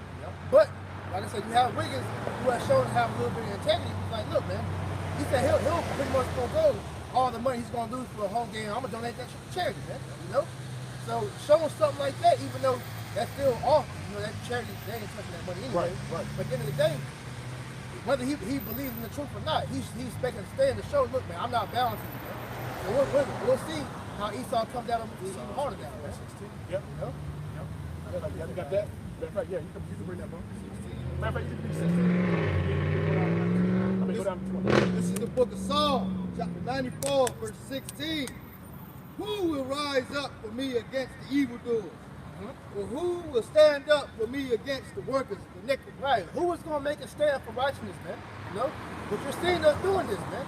We're the only ones out here making a stand against the evildoer, man. Calling this devil out for all the wickedness and debauchery that he's got going on throughout the earth, man. You know? Nobody else is doing anything. Nobody else is saying nothing. How he's killing everybody, man. All right? But only the men of the Lord are doing that. And this is why he's going to come after you, man. You know? And he's going to come after all you niggas that watch the videos. Yep. All you people that know that you're Israelites, whether you heard it from a family member or a friend or whatever, if he has any knowledge that you know the truth, you are a target now, man. You know, which is everybody, because everybody has seen videos or came across the Israelites. Yeah, that's why this nigga got algorithms set up on the internet. He know what people clicking on. Yep. He got all the comments logged and stored away. He know everything, man. Basically, hey, that's why it's called the World Wide Web. Everything's connected, man. From what you view, what you comment on. It's all under a big ass cloud, man. And he knows what videos you like, man. You know what you're searching on Google. You know, you have no way to hide that you know the truth, man. You know? So my thing to you celebrities would be, shit, you already know. So why don't you just give up that shit, man? Yeah. You know? Fuck this world. Come out the world, because you already know that this shit gonna fall. You trying to save yourself. As a matter of fact, can somebody get that? He that looking to save his life shall lose it. You know? You did a video about how celebrities don't have to make a choice. Right. You gotta, now is the time. I keep saying this week after week, man. The Lord is drawing that line between is you gonna serve him or not. Yeah. All right? Hey, that's why we said don't be surprised if you see more of these Jake household names pop up at the cats. True. Like, don't be shocked. Yeah. You know? Today, now is the time to where they seeing, man. Hey, Esau, he's ready to go so bad that he's doing away with the bread and circus shit now, man. So he's like, look, I'm gonna cut down all that shit, man. You gonna play ball or not? So these celebrities looking at it like, man, is this money worth it? Is this fame worth it? You know? Right. Because if I don't do it, shit, I'm gonna lose everything. So a common sense, you know, a smart person would look, man, I might as well go ahead and just serve the Lord, then, man. Hey, I got exclusive for you after you bring that out. Okay. I get Acts 17 chapter. All right. This is the book of Luke, chapter 9. And he said unto them all, if any man will come after me, let him deny himself. That's the first step. You know, you gotta deny yourself, man. Because no matter what, let's say it like this: the Lord does not care about your status in the world, man. He don't give a damn if you're a billionaire or if you're a peon, man. If you're an Israelite, your duty is to serve the Lord, man. You know. So if you're gonna come to serve the Lord, the first step is to humble yourself, man. Come out of the world, man. And take up his cross. Take up your cross, man, which is what? Going through that hell, man. Daily. And follow me. Yep. Verse 24, for whosoever will save his life shall lose it. But whosoever will lose his life for my sake same. Right. So Same. you trying to save yourself. Ultimately, you're gonna be destroyed, man. You know. And a lot of you people are doing that by taking the damn juice, man. You know, getting poked up. Well, you know, Esau says that this is gonna protect me. Then you get poked up and you die, or you get messed up, man. You know. And so how much more you trying to do everything else to try to save it? So you want to save your career because you want to drop another album or get another contract or whatever, man. All right, you're gonna lose your life, man. But if you lose your life for the Lord's sake, you're gonna gain it, man. Which is what we've done. We've thrown our lives, whatever dreams and aspirations we had for this world, we threw those shits to the side because we knew that this world is gonna be destroyed anyway. So it's pointless, man. All right, we're doing this to gain the world to come, man. Fuck this world, man. You know. That's right. Y'all on that?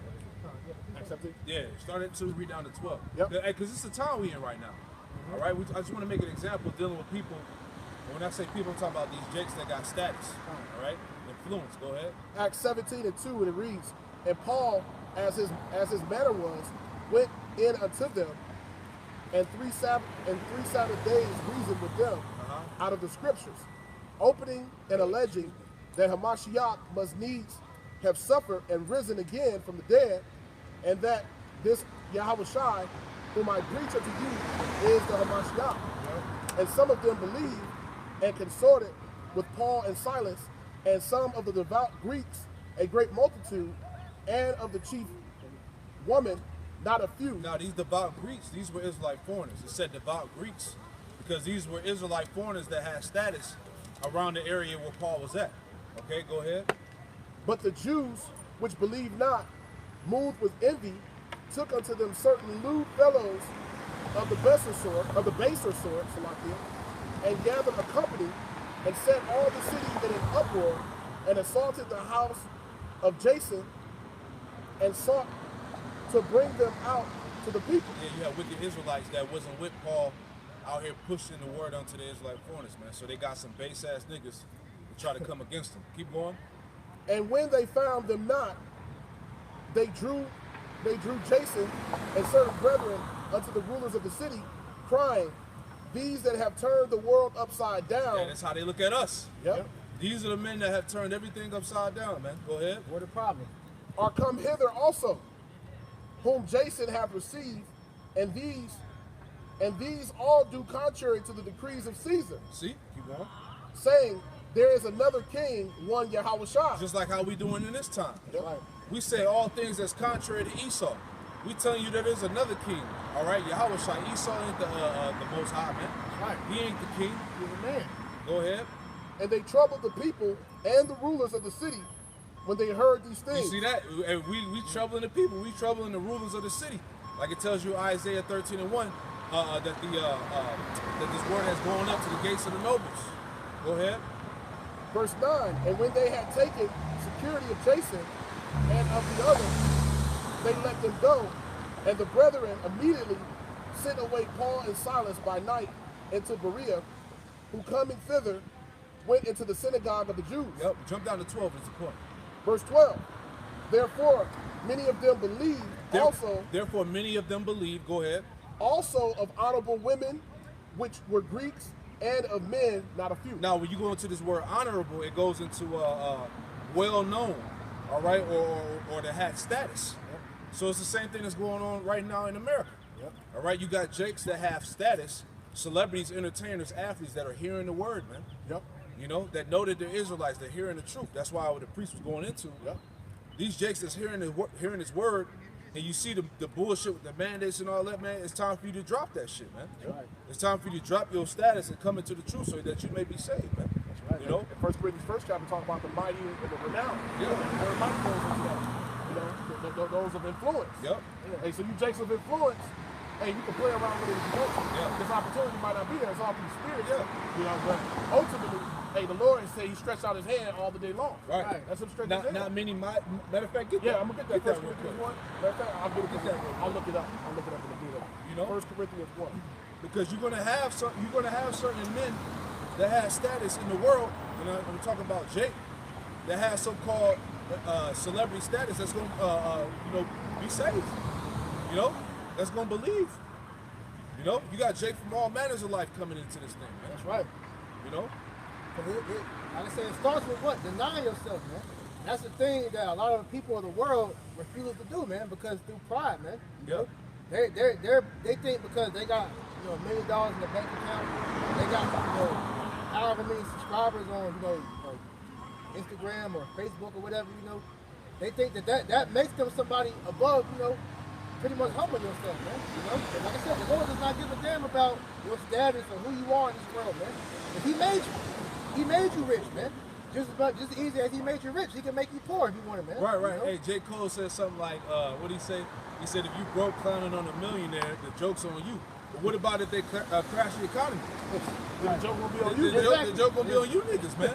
Because right now, you only boast because you got that money, man. Right. This money is about to be obsolete, man, because most of these niggas that are bound to that cash, they're going to sell out anyway and take the MOTB. Right, because they can't give it up, man. Because that money ultimately is like a talisman that has them bound by it, man. So now that they worship money. Money is their God now, man. So all Esau got to do is dangle that dollar in front of them. They're going to do whatever the hell he tells them to do to get it, man. Yep. You got that for you. I got the word Mike. This is the book of 1 Corinthians, chapter 1, verse 26. Yep. For ye shall see your calling, brethren, now that not many wise men after the flesh, not many mighty men, not many noble are called. Right, now, it said not many wise men, okay? That's why you don't have these top scholars that's in the faith, the Umar Johnsons, the Cornell West, Henry Louis Gates, all these so-called intelligent blacks in the faith. So-called intelligent. Right? Now I said that word mighty, give me that. This is the word mighty. G14:15, the word is dynatos. Dynatos looks like dynasty.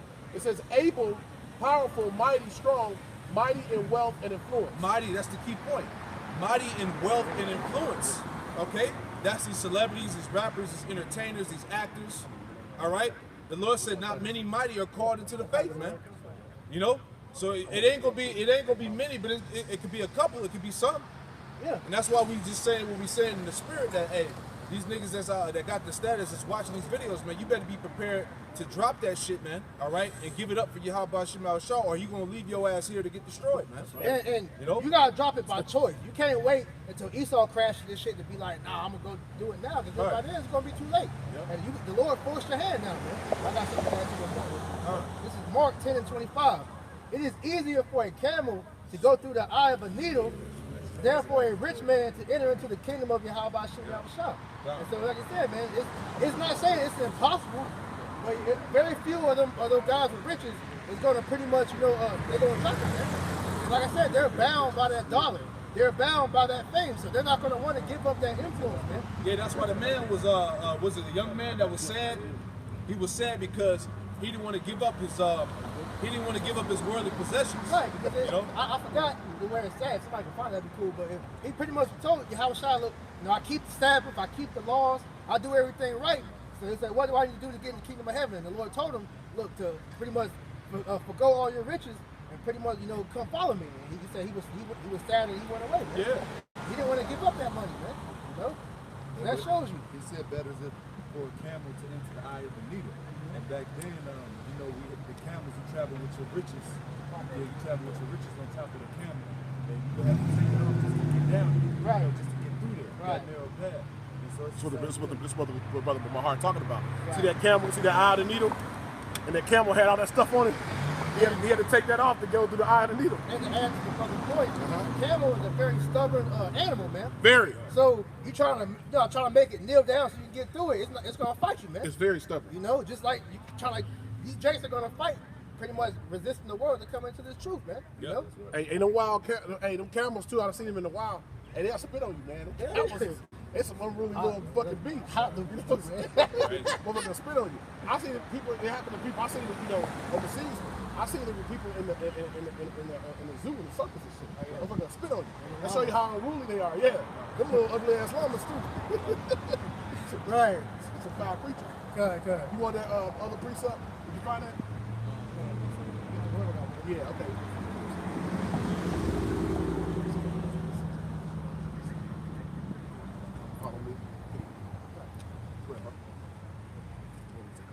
This is the book of Sirach, chapter 14, verse 3. Riches are not common for a nigga. And what should an envious man do with money? Right. Riches are not common to a nigga. Because if you ain't got wisdom, you know, to pretty much manage your money, man, it's pointless for you, man. Because all that, what Biggie say, man, more money, more problems. Yes. You got more money, it's more incentive to do some wicked shit, man. You know? So knowing that, you gotta have the wisdom, man. You gotta have wisdom when the Lord give you them riches, man. Which is why he kept us in this lower state. So when we get in the kingdom, when we have the wisdom, then we'll get the riches, man. You know? Yeah, like you said, we're getting the real riches now, which is this wisdom, knowledge, and understanding, man. Sophia, man. This is the add-on to the riches. This is Ecclesiastes 40, verse 13. The goods of the unjust shall be dried up like a river, and shall vanish with noise, like a great thunder and rain. Yeah, that's what we telling Jake. And you can't take none of this shit on his side. You can't take none of this shit on his side in the kingdom of heaven. Right. The Lord said the goods of the unjust is going to vanish, man. Right. The Lord going to melt all of this shit, man. Yeah. Right. So what you hanging on to, man? Because at the end of the You know? day, man, you can't take those riches with you when you die, man. Yep. So there's no point in trying to, you know, give your life away for that money, man. Huh. All right, the Egyptians showed you that, man. Them damn pharaohs pretty much would take when they were about to die, man. They would take all the riches and even their slaves and bury them in the tombs, man. You know, because they thought they was gonna be able to take them to the next life, man. Yeah. But what happened? They was in that damn sarcophagus rotting away, and that money was still sitting there for Esau to come in there and take it, man. You know, years later, that devil went to those damn graves and stole all the riches, man. You know, that shows you that shit is nothing to be throwing your life away, man. The scripture tell you, labor not to be rich, man. Yeah. Because the Lord's the one that make you rich, man. To quote Apostle, he said, you got some men that are well off, but you just got to have that mindset, you know, to lose it. It got to go. Right. It got to go. Yeah. Because you got some certain brothers that's well off, and you know they can Right. sustain the lifestyle, and Right. you know, a humble lifestyle and whatnot. But you know, like the brother was saying. Yeah, you got secret disciples, man. We was talking about that. Yeah. You got secret disciples, man. You got Jakes that got status in the world. It may not even be celebrity status. It might be a motherfucker that's like a high level doctor or some shit, or an attorney or Police. whatever that believe, man. You know what I'm saying? So, you know, the Lord may say them, you know? No, because after that point, they're really going to prove their faith in the day of Jacob's trouble, because the Lord will use them to help the members of the elect, man. So will that be us, man? That's going to show you, man. You know, everybody's right is not to be out here being a teacher or a prophet, man. All right? You got the friends of the prophets, you know? And you got different lots, man. So you just got to play whatever role the Lord has specified for you, but that all comes to pretty much denying yourself and getting yourself out this world. Hey, if the spirit is on you, if that fire is on you and it's burning you, then you go out there and you set up a camera and you go teach. That's right. Every Israelite man is responsible, all right, for his own salvation, man. That's right. You know what I'm saying? Hey, what they say in football was do your job. Yeah, do your job. That's it. Do your job, man. Right. Do your job. Straight up. Don't worry about that. Do your John job. 15, Yep. Make your 18, calling and election sure. What you got, Al? This is a book of Ecclesiastes, chapter 4, verse 28. Strive for the truth until death, and the Lord Yahweh shall fight for thee. So Most High wants us to strive for the truth, and He will kill us. Right. You know, do the right thing. Yeah. Teach. Try to bring, you know, all the elect in, so we all can serve the Most High and get called up out of this place. Yeah, man. It says strive for the truth or the death, which lines up in Jude. You got some more? Which lines up in Jude when it tells us to earn 60% for the faith. That's it. It's a continual fight. Yeah. The Lord wants you to fight for this. The Most High Yahweh, men of war. Yeah. They want you to fight for this thing. Hey, the house of David was all warriors. Yep. You know? So, hey, we gotta take on that same mind state. Not saying, you know, we're telling you to come out here, pick up no weapons and fight. No, you gotta fight spiritually. Man. That's right. You know? Yep. That's right. Any more? Got any more? I got two for you before I bring that for you. Here goes the first one. 1 Timothy 6:6, we were just speaking on this. Yep. It says, but godliness with contentment is great gain, for we brought nothing into this world, and it is certain that we can carry nothing out. Woo! And having food and raiment, let us therewith be content. We're supposed to be content with having the things that we need. Food, clothes, and shelter. You know what I'm saying? The Lord said, having food and raiment, let us there be with content. Yeah. Meaning humble yourself. Yeah. Ain't the Lord provide for you? He say provide for the birds of the air. How much greater are we than they? And they don't reap also. Do we not say in the Lord's Prayer, give me my daily bread? Yep, give me this day my daily bread. You know, because it's all about sustaining yourself, man. Not having all this excess now a little bit more.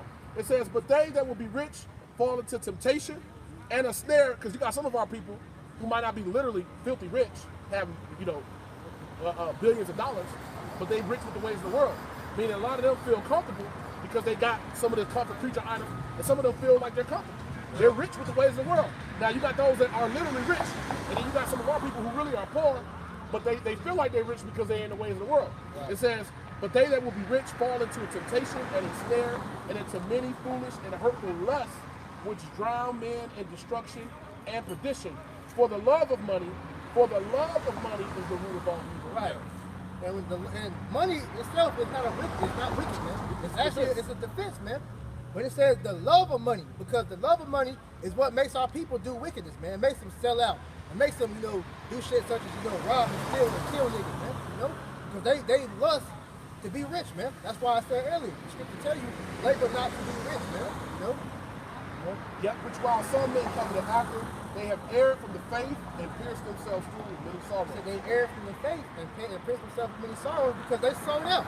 Now they gotta live with the consequences that they've done to get to where they was at, man. You know?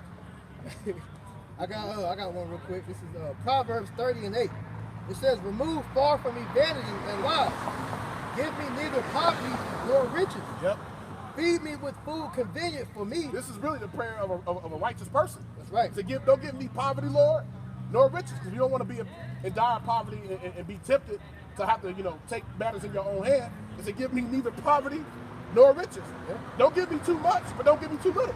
That's a real prayer of a righteous person. That's it. Lest I be full and deny thee. Because if we have all the things that we want in the world, then hey, we'll be tempted to serve the world. Right. We'll be tempted to be a legal shakedown. And on top of that too, when you got everything, how about shooting out shots, not your thoughts, man? That's you right. know? I remember seeing a Kevin Hart interview. He was pretty much saying before he really like blew up, he was pretty much saying that his mom kept trying to get him to read the Bible.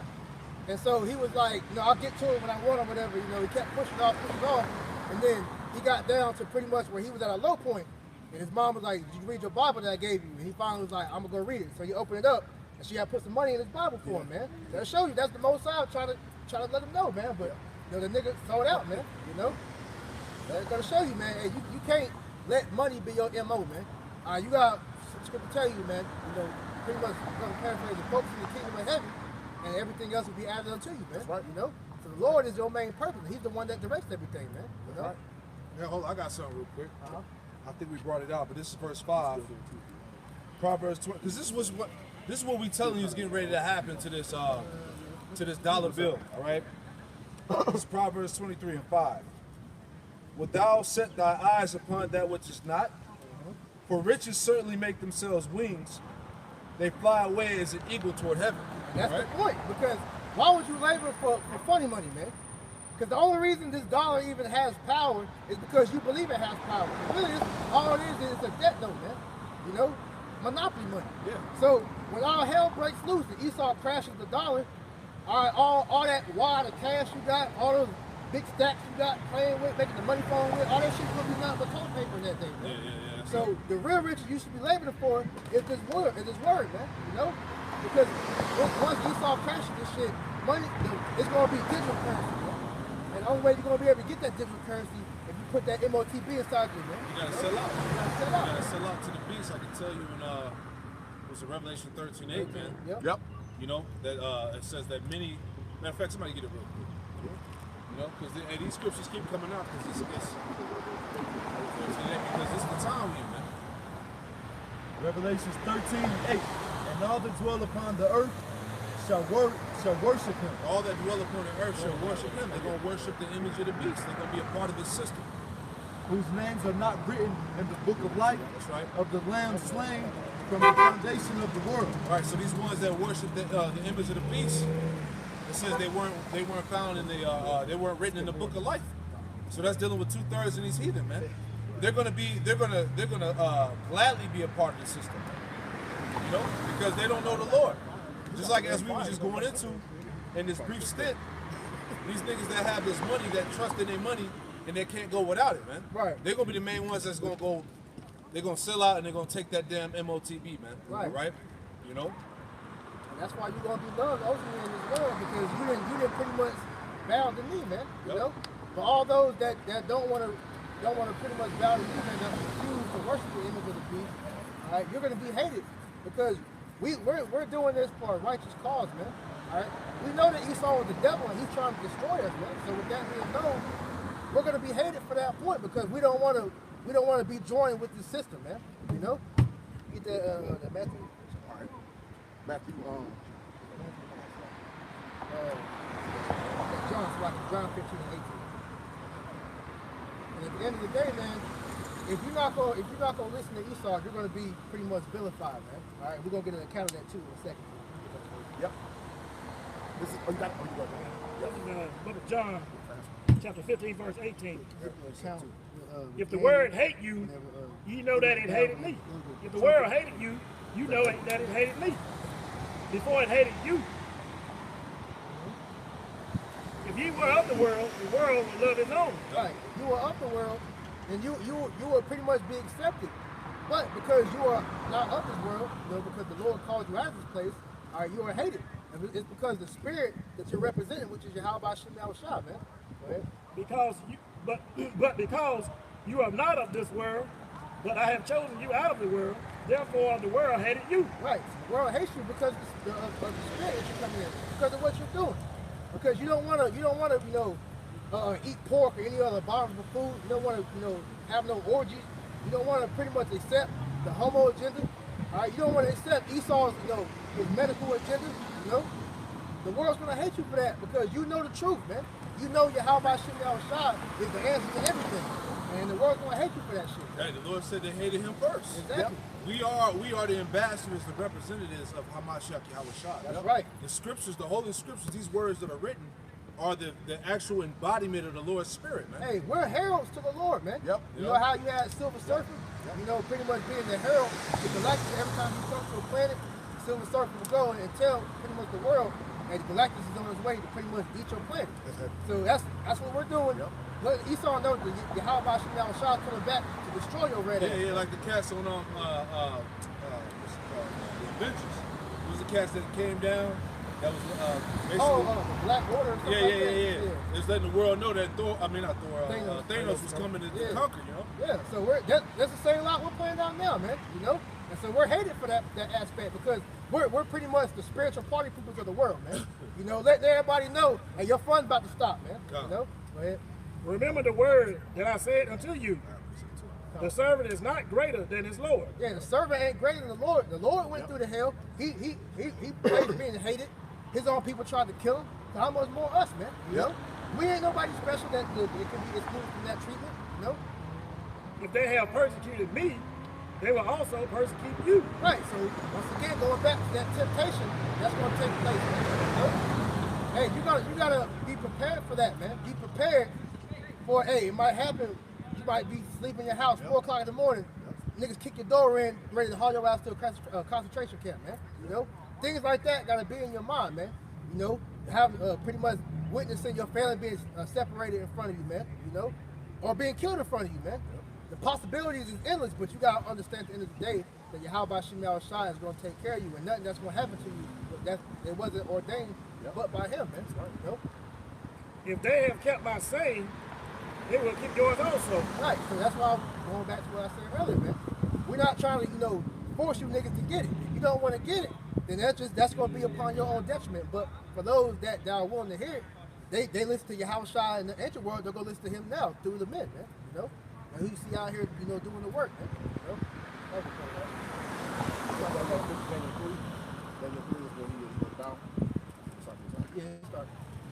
This is the book of Daniel 3:1, and it reads, I believe it's Daniel 3. It says, and Nebuchadnezzar the king made an image of gold whose height was three score cubits. Verse 10. 10. All right. Daniel 3 and verse 10, and it reads, it says, now the king has made a decree that every man that should hear the sound of the cornet, the flute, the harp, the sackbut, the psaltery, and the dulcimer, and all kinds of music shall fall down and worship the golden image. Now this is going in the time of the Babylonians, man. You know, because what pretty much is going on is King Nebuchadnezzar set up an idol, and so every time you would hear that trumpet, he would want everybody to stop what they're doing and bow the knee and worship that image, man, or worship that idol. Go ahead. Verse 11, Daniel 3 and 11, and whoso falleth not down and worshipeth, that he should be cast into the midst of a burning fiery furnace. Verse 12, there are certain Jews whom thou hast set over the affairs of the province of Babylon, Shadrach, Meshach, and Abednego. These men, O king, have not regarded thee. They serve not thy gods, nor worship the golden image which thou hast set up. And just to land back off the previous precept that was brought out, Shadrach, Meshach, and Abednego were put in opposition by King Nebuchadnezzar due to what Daniel had did for him when he interpreted the dream for him, man. You know, so they was up in a opposition over most Israelites during that captivity. But when they saw that they wouldn't bow to that image when that trumpet was blown, all right, people saw that and they were looking at King Nebuchadnezzar. I think in the book of Daniel, the beginning chapter, show you they were believers too. Like to come back to our names, they had actual names. Yeah, See, that they actually adhered to. Those names they was given by, like how we give it these names. Right. They had Hebrew names. You read in scripture. Yeah. See? And I'll get the Hebrew names real quick. Yep. It says, this is Daniel 1 and 6. It says, now among these children, it's like among these were the children of Judah, Daniel, Hananiah, Mishael, and Azariah. Those are their Hebrew names, but And Daniel was what, Daniel? yeah, Right? yeah. Yep. So see, they all had their Hebrew names. So shows you that they knew who they were, Yeah. man, and they knew Yahweh Hashem Yahushua. Right. You know? Right. Continuing on, verse 11, and whoso falleth not down and worshipeth, that he should be cast into the midst of a burning fiery furnace. There are certain Jews whom thou hast set over the affairs of the province, Babylon, Shadrach, Meshach, and Abednego. These men, O king, have not regarded thee. They serve not thy gods, nor worship the golden image which thou hast set up. Then Nebuchadnezzar, in his rage and fury, commanded to bring Shadrach, Meshach, and Abednego. Then they brought these men before the king. Nebuchadnezzar spake and said unto them, he said, is it true, O Shadrach, Meshach?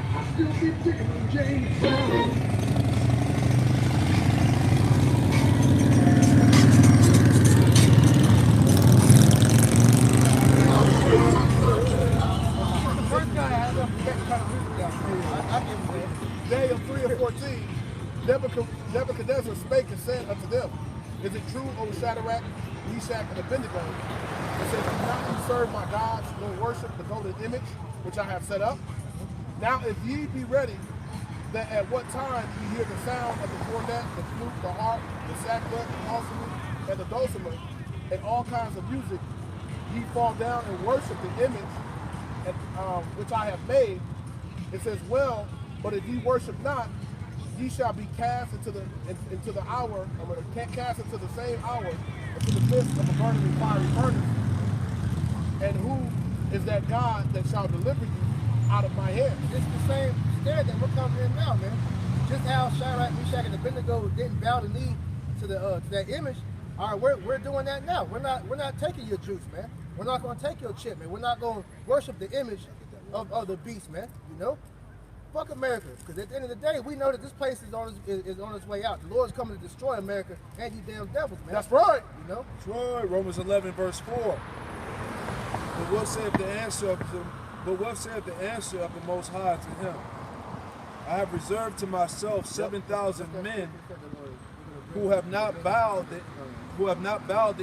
knee to the image of Baal. Right. So the Lord reserved 7,000 men, which we know 7 just means completion, but he reserved a complete number of men. All right, that won't bow down to the image of Baal, man. They ain't gonna bow down to Satan. They ain't gonna bow down to the image of the beast. That's right. All right, so the Lord has men on the earth, sisters included, all right, that are going to maintain their integrity and not sell out to the system. That's right. You know? So that's pretty much why he has this whole thing set up to destroy the Israelites, man. Because he knows that he's going to have resistance, man. Yeah. You know? So just how he, pretty much made that the declaration to Shadrach, Meshach, and Abednego, who is your God that's going to deliver you out of this furnace, man? Right. Who is your God that's going to deliver you out of the hands of us, man? Which we're telling them, Yahweh Shem Yahushua is going to do it, man. Right. Now, as we read earlier in Revelation 12, verse 17, right? Where it says, when the dragon was wroth, That's a good one, man. the dragon was wroth with the woman. All right, when you go into that word wroth, it means to become very angry and irritated. And see, and that's what's happening right now with these devils. They're becoming wroth with Jake and irritated because Jake ain't bowing down. Jake ain't submitting to the system. They're not going along with these devils' plans, man. So that's why he's ready to make war, all right, with the Lord's woman, all right? So that's why we are definitely in a time of Jacob's trouble, man. That's right. Because we're in the midst of great rebellion, all right, dealing with these Edomites that are against the system, and also some of these Jakes included. Because you do have a good majority of our people that have submitted, but you also have some that didn't, man. That know what's up, That's right. Showing you the word, the Lord's word, faithful and true. That's right. Because if that wasn't so, then you wouldn't have it. You wouldn't have nobody that would be standing against the good. Everybody would just go with what Esau would say, and then the world would just continue on like it is. But no, Isaiah 1 and 9, the Lord said that he left a remnant, or we would be like Sodom and Gomorrah. That's right. That's showing you that the words of the Lord are faithful and true. You see? I got that one for you. This is Matthew 10 and 18, and it reads, and this is red letter, and ye shall be brought before governors and kings for my sake, for a testimony against them and the Gentiles. But when they deliver you up, take no thought how or what ye shall speak, for it shall be given you in that same hour what ye shall speak. For it is not ye that speak, but the Spirit of your Father which speaketh in you. Right. So we're gonna be brought up, to these elites, some governors or whatever, and brother gonna be put in concentration camps, all for your beliefs, man, all for your stance against what he's trying to do, man. But you gotta hold fast your faith and integrity to know that the Lord's gonna bring it, because this devil, once again, I'm gonna say, his whole being is trying to get you to forsake and to curse your Yahweh Shem Yahushua, and to pretty much declare to the Lord that you fear and worship Esau, man. So at the end of the day, don't worry about what's going to happen if that is to be your fate, because the Lord's going to put what's in your mouth, man. That's showing you how the Lord's going to take care of his men. Okay? Going into the Lord saying, don't worry about what you should speak.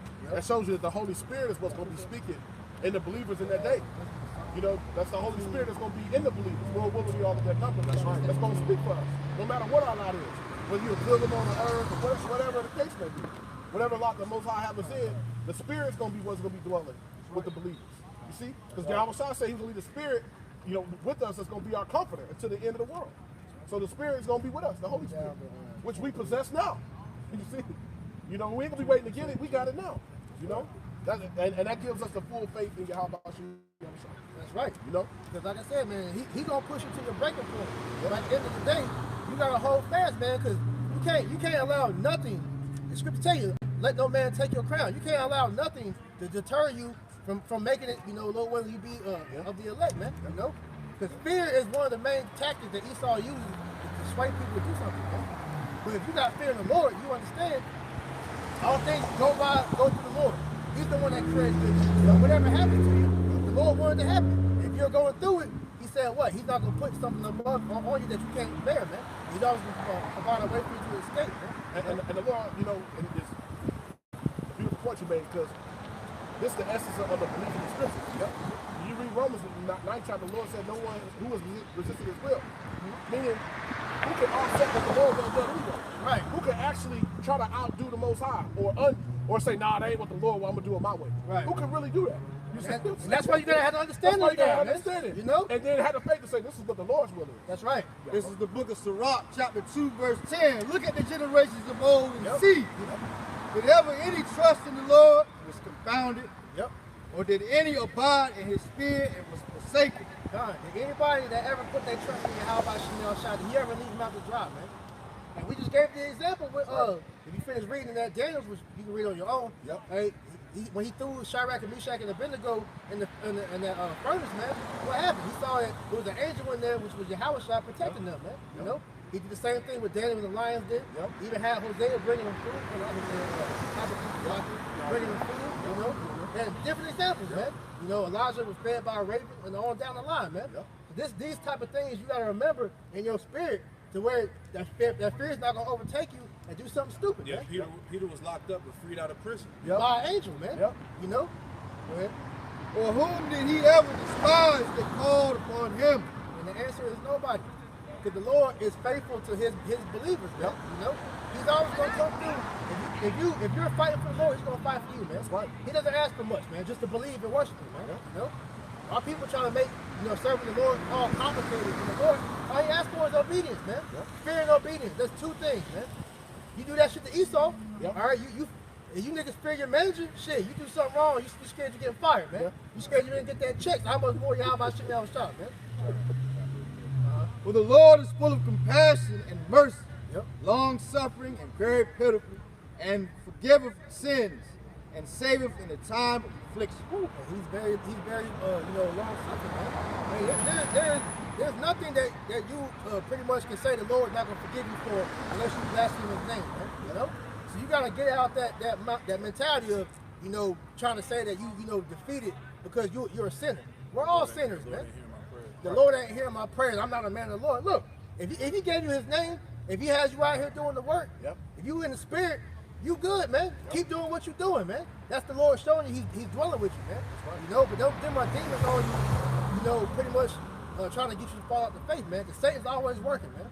Like 2 Corinthians 16 tells us, hey, don't let our sins weigh us down. That's right. Meaning, none of the hardship, none of even the thoughts you might think or feeling that way. We've known brothers that was amongst us that was letting that manifest. Say, I don't know if I'm a man of the Lord and all that. But if you don't know that, then you might as well quit. Well, eventually, the Lord took the spirit from him. Took the spirit from him. He's tired of hearing shit like that. He don't. Hey, well, what I read earlier, he said, "Show yourselves men." That's you know, right. A man doesn't complain, man. He just deals with whatever's in front of him, man. You know, you going through something, hey, pull your pants up. And say, gird up your loins. Back then, you take your garment and tie a knot with it, and you go goddamn do what you gotta do, man. Hold on. This just to add on. This is what the scriptures say. Just to add on to that point. This is what the Lord said. This is Sirach, going back to Sirach chapter 2. Let me get that real quick. Sirach 2 and verse. Let me see Sirach here. It says, there we go. Sirach 2, 5 and 6. For gold is tried in the fire, and acceptable men in the furnace of adversity. Right. Verse 6, the point. Believe in him, and he will help thee. Order thy way aright, and trust in him. Meaning, get your mind right, man. And trust in the Lord, man. Submit yourself 100% to Yahweh Shah, and he will make your way right, man. You know? Like I said, he does not ask for much, man. You know? But now in the time where Esau has all his uncertainty going about, we'll give you the answer how to sustain yourself in that day. You know? Just come back to the Lord. Because he's not gonna forsake you. Even though it's looking like it's about to be bad as hell for you out here, the Lord's gonna take care of you if you believe on him, man. Right. You know? And the scripture say you're not given to spirit of fear, but the power of love and sound mind. Hey, you gotta believe that. You ain't got no other choice. I'm telling you, man. Hey, this devil he's gonna try to break your faith. You know? He's gonna break you down to that last little point. You're either gonna be like, man, I'm gonna dig deeper, or you're gonna be like, fuck it, man. You know? That's how we know the Lord is real, man, because look at all the odds that are stacked against us. Man can't physically defeat this devil. Man can't physically get himself out of these situations. So we know that the Lord is real. We know that the Lord is going to have to manifest himself within divine intervention, or send the angels down, or raise his men with power, or whatever the case is. Some miraculous event is going to have to happen. That's right. You know, because there ain't no other options to get out of this thing. So we know the Lord is real, man. That's why he's showing us the signs. Hey, the chariots, etc. All these things. The prophecies coming to pass. I had somebody ask me that years ago.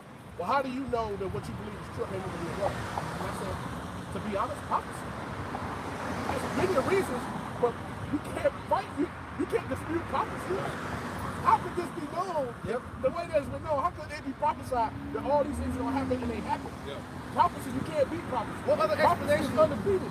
What other explanation can you give that gives answers to everything that's going on, man? Yeah. And like I said, the Lord give you little signs, man. Yeah. You know, you seeing 144 everywhere. Yeah. You might see, 44, Yeah. 777 or whatever. You know, different things. Yep. So he gives you little faith boosts here and there. You know, that's the incident that happened last night. Yeah, and, you know, yeah. things like that. You know, so you gotta pay attention to stuff like that because once again, how it means he exists, he's everywhere. He's always something with you. You just gotta be able to see the signs, man. You gotta hear the Lord when he's talking to you. I gotta get this to you, bro. I know you wait for that precept for a Go while. ahead. I gotta get this. I gotta get this to you. I have to. This is what you just said. It is spiritual. Hey, here it is. Job 33, what you just said, priest. Job 33 and 12. Behold, in this thou art not just. I will answer thee that the Most High is greater than men, right? It says, why doest thou strive against him? For he giveth not account of any of his matters. For the Most High speaketh once, yea twice, yet man perceive it not.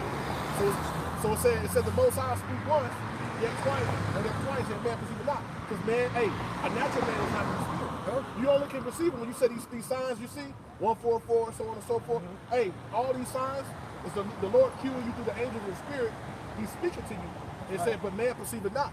And we know those natural men can't receive the things of the spirit, the scripture says. That's right. Yep. So you got to be able to understand. It tells you in 1 Corinthians, the Lord, he gave us the mind of Hamashiach, man. So we've been able to discern between, spiritual things, man. All right? We can get that now. Because like I said, man, you got to understand that Esau, he's going to try to break it, man. So we're going to go into that, man. This is in Psalm chapter 2, verse 17. Let us see if the words be true, and let us prove what shall happen in the end of him. For if the just man be the son of the Most High, he will help him and deliver him from the hands of his enemies. Right. Esau hears everything we saying.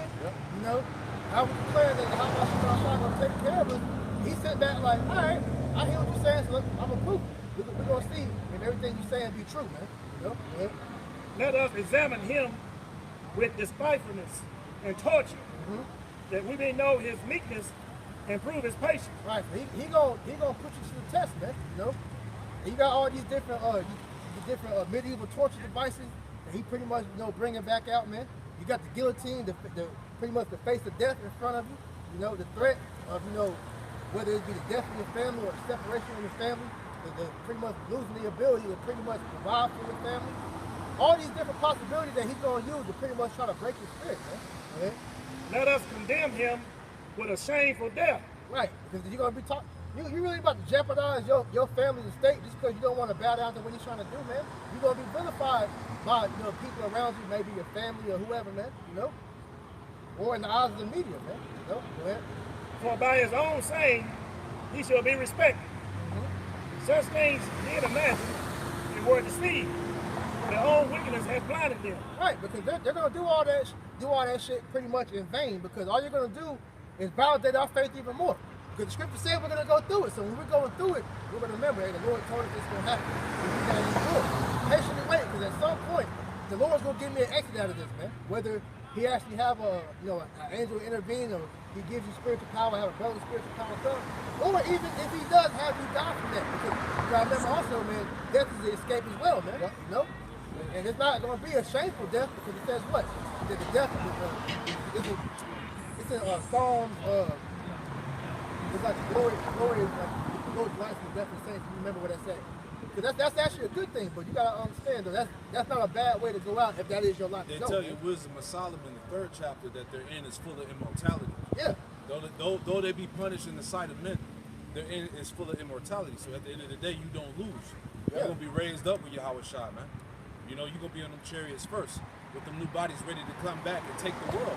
Yeah, because hey, if that's your way to go out, you ain't even going to be gone long, man. Because you got to remember, time moves faster in the spiritual world than it does here, man. So if that's going to be your way out, it's not going to be nothing, to where you should be ashamed of, man. You should be ready to give your life to the Lord. The Lord gave his life for us, man. This is Psalm 116 and 15. It says, precious in the sight of the Lord, Yahweh Shah, is the death of his saints. Yes, that's one of the highest honors you can receive. You know, if that is your lot to go. Which, you know, none of us wish for that to be our lot, but if it is, so you know, so be it. At the end of the day, but all that really is going to do is cement somebody else's faith that watches that, man. You know, if they truly believe in the Lord, they might see that, they be like, oh, this man really believes in the Lord, and then he might be converted at that, man. You know. Right. Verse 22. As for the mysteries of the Most High, they knew them not. Neither hope for they for wages of righteousness, nor discern reward for blameless souls. Right. It says, as for the mysteries of the Most High, they knew not, because they don't understand that the Lord can intervene at any point. You know, he can have you in the guillotine and have the blade about to come down, and he might have your neck be hardened, man, and it should just break. Or have somebody come in and take you out that thing, man. They don't understand that Yahweh Shemel Shai is in control of all that, man. Right. So what he wants to happen to you is going to happen, whether you be, you know, death or you be delivered, man. You know, they don't understand that. They're going to have to see that firsthand, man. They don't understand that without faith it's impossible. Right. Our people don't understand that. That's why 2/3 have been rejected. That's right. Just the fact that they don't even believe. They don't understand how important that is to the Lord. How key that is in your relationship with God. Our faith is one of the key ingredients to having a relationship and getting salvation ultimately. Right. Faith is a big part of that. That's it, man. And we know at the end of the day, you're going down. So shit, hey, it's just a matter of time. We just gotta get through it, man. Yep. You know? Right. So the Most High created man to be immortal. He made him to be an image of his own eternity. So we know that at some point, man, we're gonna live forever. So we gotta endure all the hardship that come along with, you know, going through that shit, because at the end of the day, he's gonna raise us back up, you know, at some point in time, man. You know, Lord willing, we be of the elect. So we're gonna be immortal, and that's one thing that Esau, he's trying to get on the left-hand side. That's why he's moving with this technocracy, you know, pretty much trying to make man with machine, man, because he wants that on the carnal side, but we're gonna get that through the spirit, man. You know, fish it out. Verse 24. Nevertheless, through envy of the devil came death into the world. Yeah, this devil, he understands that the elect, we're gonna win at the end, man. So him through just sheer pride and stupidity was like, fuck it, I'm gonna try to take out as many Israelites as I can, you know, not knowing that the Lord is never gonna do away with Israel, man. So what you're doing is all in vain at the end anyway, man. You know?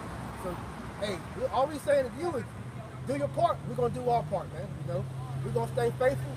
We're gonna watch you devils fall. We're gonna rejoice as we watch you fall, man. You know? The Lord's gonna take care of his elect at the end of the day. And they that do hold of his side do find it. Yep. And we're gonna find that life, man. We're gonna find that immortality. Lord willing, we stay faithful until the end. Okay? That's what we're Yeah, so let's go to Jeremiah. Let's go back to that. We were talking about that earlier. Let's go to Jeremiah. Let's go to Jeremiah 51 and start at the sound of destruction. Heard in the land. I think that's like verse 22. Let's go on to that. All right. This is the book of Jeremiah, verse 50. 51. Chapter 50, 51. Yep. 51 and verse 22. Will thee also will I break in pieces, man and woman. Salaki. Let's start at let me see. You know what? Let's start at Jeremiah 50 and let's go to 22. Let's start there. Jeremiah 50, verse 22. A sound of battle is in the land, and of great destruction. How is the hammer of the whole earth cut asunder and broken? Yeah. So the scriptures say, how is the hammer of the whole earth cut asunder and broken, man? And we know this is dealing with the daughter of Babylon, which is America, which represents the hammer of the planet Earth, that have crushed the nations, that have gotten unjust goods, stolen resources, enslaved the people, all right, defiled the world with the philosophies, you know, has the whole world in drunkenness. This is that place, all right? This also is part of that, a part of America being that hammer. The scriptures also say it refers to it as a destroying mountain. All right, go ahead, Al. Has Babylon become a desolation among the nations? I have laid a snare for thee, and if thou art thou also taken. That's right. O Babylon, and thou wasn't not a snare, thou art found also taken. And thou that hast slain yourself, Read that again.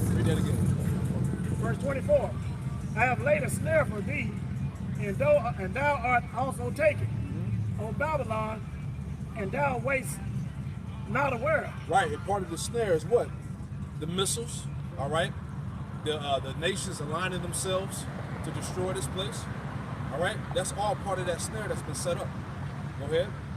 Thou art found and also called, because thou art has striving against the Lord. Right, because this place is exposed. Thou art found, thou art caught, all right? You're not this innocent nation that you proclaim to be. The land of liberty, the land of freedom, the land of righteousness, all those fucking terms that you put out there, man. This is a hypocritical nation, man. All right? This is a land of wickedness, man. And this is what the nations see. Even the people that are in this place see that, man. And that's why there's so much turmoil and uproar going on right now, man. Because people see that these people know that they're being lied to, oppressed, all right? You don't have a voice, you don't have an opinion no more, you can't say shit, all right? So literally the nations are fed up, all right? It tells you in Revelation, what, 11 or 20, I forgot which one, it talks about how the nations were angry, man. You know? And that's literally what's going on in America as well. Let's read on. Verse 25. The Lord Yahweh had opened his armory and had brought forth the weapons of his indignation. Yeah, the Lord has opened his armory and brought forth the weapons of his indignation, man, which are the missiles. We read that earlier in the article, man, about how Russia and China are winning the nuclear arms race, man, because their weaponry is far more advanced than America's. Man. All right, their weaponry can penetrate the defense shields of Babylon, man. So ultimately, what I'm saying is that when this World War III officially pops off, there's no stopping of the missiles, man. All right, we're in the time of an invasion, man. We were talking about that amongst the elder brothers, man. This video is going around circulating where you can see that there's surrounding enemy ships all around America. Yeah. You know, all the coastlines. All the coastlines, man. They're literally waiting for the green light for this place to be straight. All right, so let's read on. You have something? Yeah, I was gonna say something real quick, brother. The precept. Come on. And with Russia and China winning this nuclear arms race, Yep. they have more nuclear weapons. Yes. You Yes. see what I'm saying? So they got more of them things to drop than what Babylon got. Thank you. And that's great fear. Yep. And it's better. Yep. Yep. If you can shoot one, I can shoot two. There you go. So that's a whole different. You see what I'm saying? Yep. So who wins? Who really wins? In the That's end? right. There's no more of that fear. You got it, bro. Yeah. This is the book of Isaiah, chapter 54, verse 16. Behold, I have created the smith that bloweth the coals in the fire, and that bringeth forth an instrument for his works. And I have created the waster to destroy. Yep. So that's the Lord. That's the spirit of Yahweh Shem Yahushai giving Esau, Teman, the wise men of Esau, all right, the modern day Chaldeans, whatever you want to call it, right? Yep. Giving them the knowledge to create this nuclear technology, to cut the atom, to split the atom, to create this nuclear energy that they're using in these missiles, man. Right. But this is all set up for them to create the weapons of the Lord's indignation, because they're going to be used, right? So let's go back to that. For this is the work of the Lord Yahweh, power of hosts in the land of the Chaldeans. Yeah. See, this is the work in the land of Chaldeans, which that applies to America. Go ahead. Come against her from the uttermost border, open her storehouses, cast her up as heaps, and destroy her utterly. Let nothing of her be left. It says, let nothing of her be left.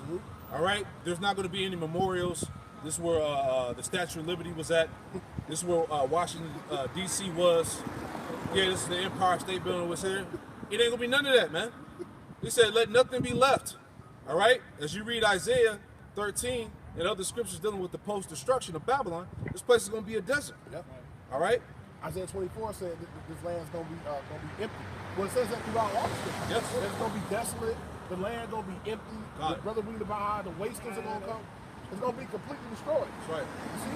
So everything we see now, why we don't put our faith and hope in this place, it's not because, once again, it's not blind optimism. We just coming out here doing this. Right. This is what we on guess. Saturday. It's because prophecy and the Spirit of the Lord is working. With the name of the Lord start with the elders and apostles of great wisdom. That's just what it is. And all those that believe in the same doctrine. Yeah. That same doctrine that was taught going way back. And on top of that, all these things show forth we would put our faith into this, because the Lord said this is going to be completely destroyed. So why would we want to try to heap up treasures here or trying to find a way to store something over there just in case this happens. Right. And I got a bunch of gold coins in my safe to to put in the. What is that gonna do when destruction is here? I got a precept for you. Got it, bro. This is the book of 2 Peter chapter 3, verse 10. It says, "But the day of the Lord shall come as a thief in the night, in the which the heavens shall pass away with a great noise, Boom! The missiles, those ICBMs that the elder brother's talking about. and the elements shall melt with fervent heat. The earth also and the works that are therein shall be burned up. Seeing then that all these things shall be dissolved, what manner of persons ought you to be in all holy conversation and godliness?" Yeah, hey, so if this is all gonna be dissolved, completely destroyed, decimated, you see, it's gonna be dust. It's gonna be nothing. It's gonna be a bunch of molten lava until it cools, and this place gonna be destroyed. Yeah. Forever. Nothing's going. No people are going to inhabit this place. Yeah. So it's only going to be certain types of animals is only going to be found here. Yeah. So knowing that that's going to happen, what kind of mind should you have? Right. Like for real, this ain't like this is for real, for real. The Lord's like, yo, think about this. If this place going to be destroyed completely, and this is where you live, this is your habitation, then that means you're going to have to be rescued from this place. Yeah, that's right. Because if not, you're going to be destroyed too. Yeah. So what mind should you have? A repentant mind? A mind that say, yo, I'm going to go ahead and start listening to what's being said, because that's coming from God right there. Yeah. You see what I'm saying? That's coming from God. All the major and minor prophets saw these visions, man. Yep. All right, You know? I got one more. What you got? Sirach 18:24. "Think upon the wrath that shall be at the end, and the time of vengeance when he shall turn away his face." Yep. So he said, yeah, think upon the wrath at the end, man. So your main thought, just laying back and off Sagallah, is what is going to be the end result of what it is that you're doing, man. How are you preparing for the end of the world, man? That's right. So you got to understand, how to maneuver in that day, man. Which is get yourself right now so that the Lord can deliver you, man. That's right. That's right. Hey, Elder Yashua been saying a lot. He talk about winning. And if you knew you was going to win, how could you not go and do all the things that the Lord is telling you to do to win? Yeah. If you knew that, okay, ultimately, the Lord's setting us up to win. Lord will be of the elect. The Lord, let me go further. Even the 2/3 that's going down inside is going to win, because they're going to come back to win. So what kind of spirit should you be in? Just hoping to be of that, showing the Lord your diligence, that eagerness, that sincerity of truth, worshiping Him. You should want to go hard, 10 times greater. Why? To try to be a part of the elect. You want to be able to be in that skip line to where you can experience all the glory that's coming with the kingdom being built up. Having that glass of wine with your house shot, man. Seeing the kingdom getting built up from the ground up. Being able to put chains on these damn Edomites and the rest of these nations, man. You want to experience that, not hear about it, man.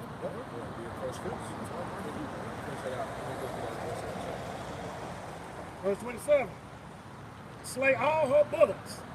Let them go down to the slaughter. Yep.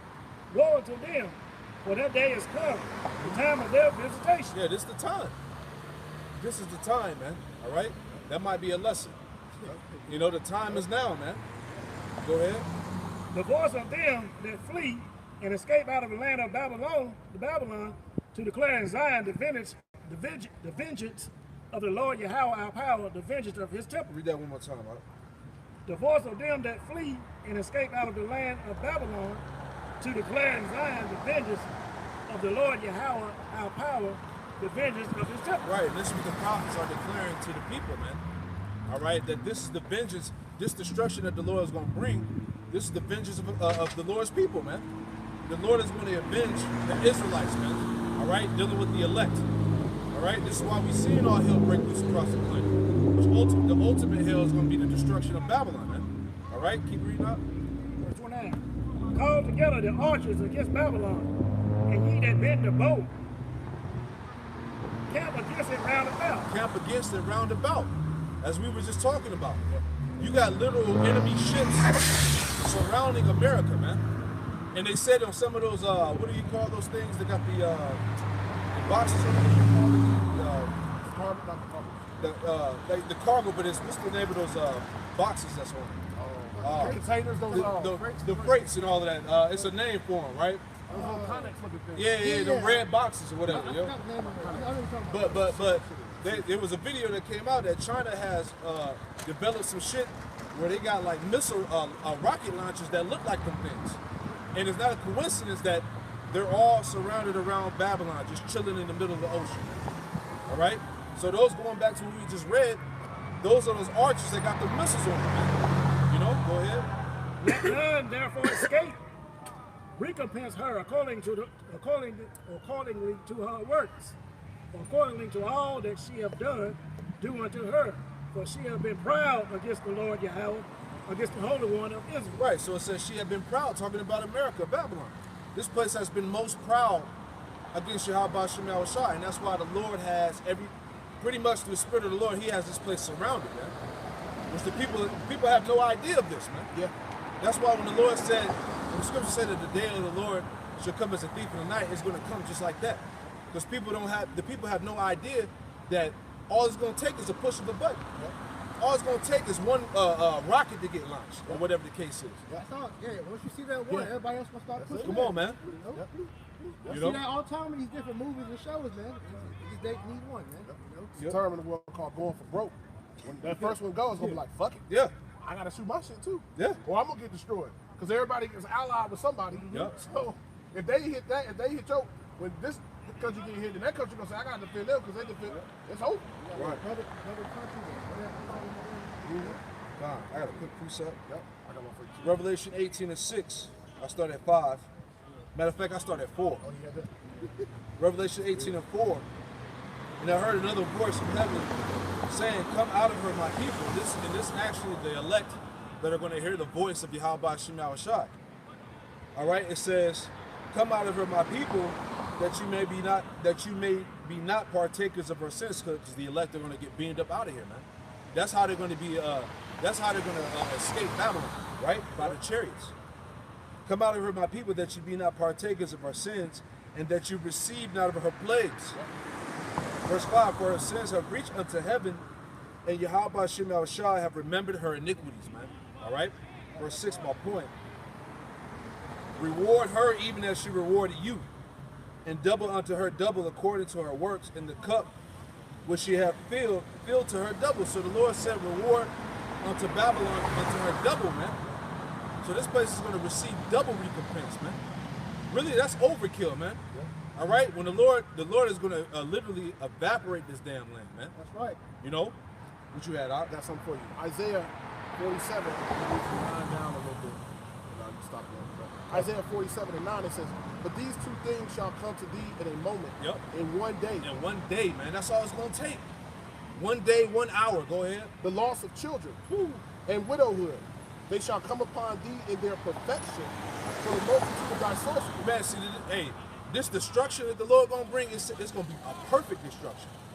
You know, it ain't going to be half-assed. It's going to be perfect. All right? Go ahead. And for the great abundance of thine enchantments. Uh-huh. For thou hast trusted in thy wickedness. Thou hast said, none seeth me. Thy wisdom and thy knowledge, it hath perverted thee. And thou hast said in thy heart, I am, and none else beside me. Hey, there's a video that somebody put out. I don't know, one of the brothers shared it. It's called "Everything Is Fake." Heavy video, man. How pretty much Esau set up this system, this government, and everything is a goddamn psyop, man.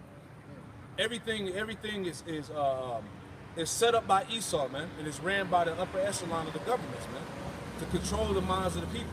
They have these false flags, everything's set up to get people to buy into whatever particular agenda that they're trying to push out. That shit is heavy, man. But this goes back to all this devil's witchcraft, man. Go ahead. Therefore shall evil come upon thee, thou shalt not know from whence it riseth, and mischief shall fall upon thee, thou shalt not be able to put it off. Yeah, this destruction that the Lord going to bring, you ain't going to be able to put it off. You ain't going to restore yourself from it. Go ahead. And desolation shall come upon thee suddenly, which thou shalt not know. Yep. Stand now with thine enchantments, and with the multitude of thy sorceries, Yep. wherein thou hast labored from thy youth. If so be, thou shalt be able to profit. If so, be thou mayest prevail. Right, so the Lord is making mockery of this devil.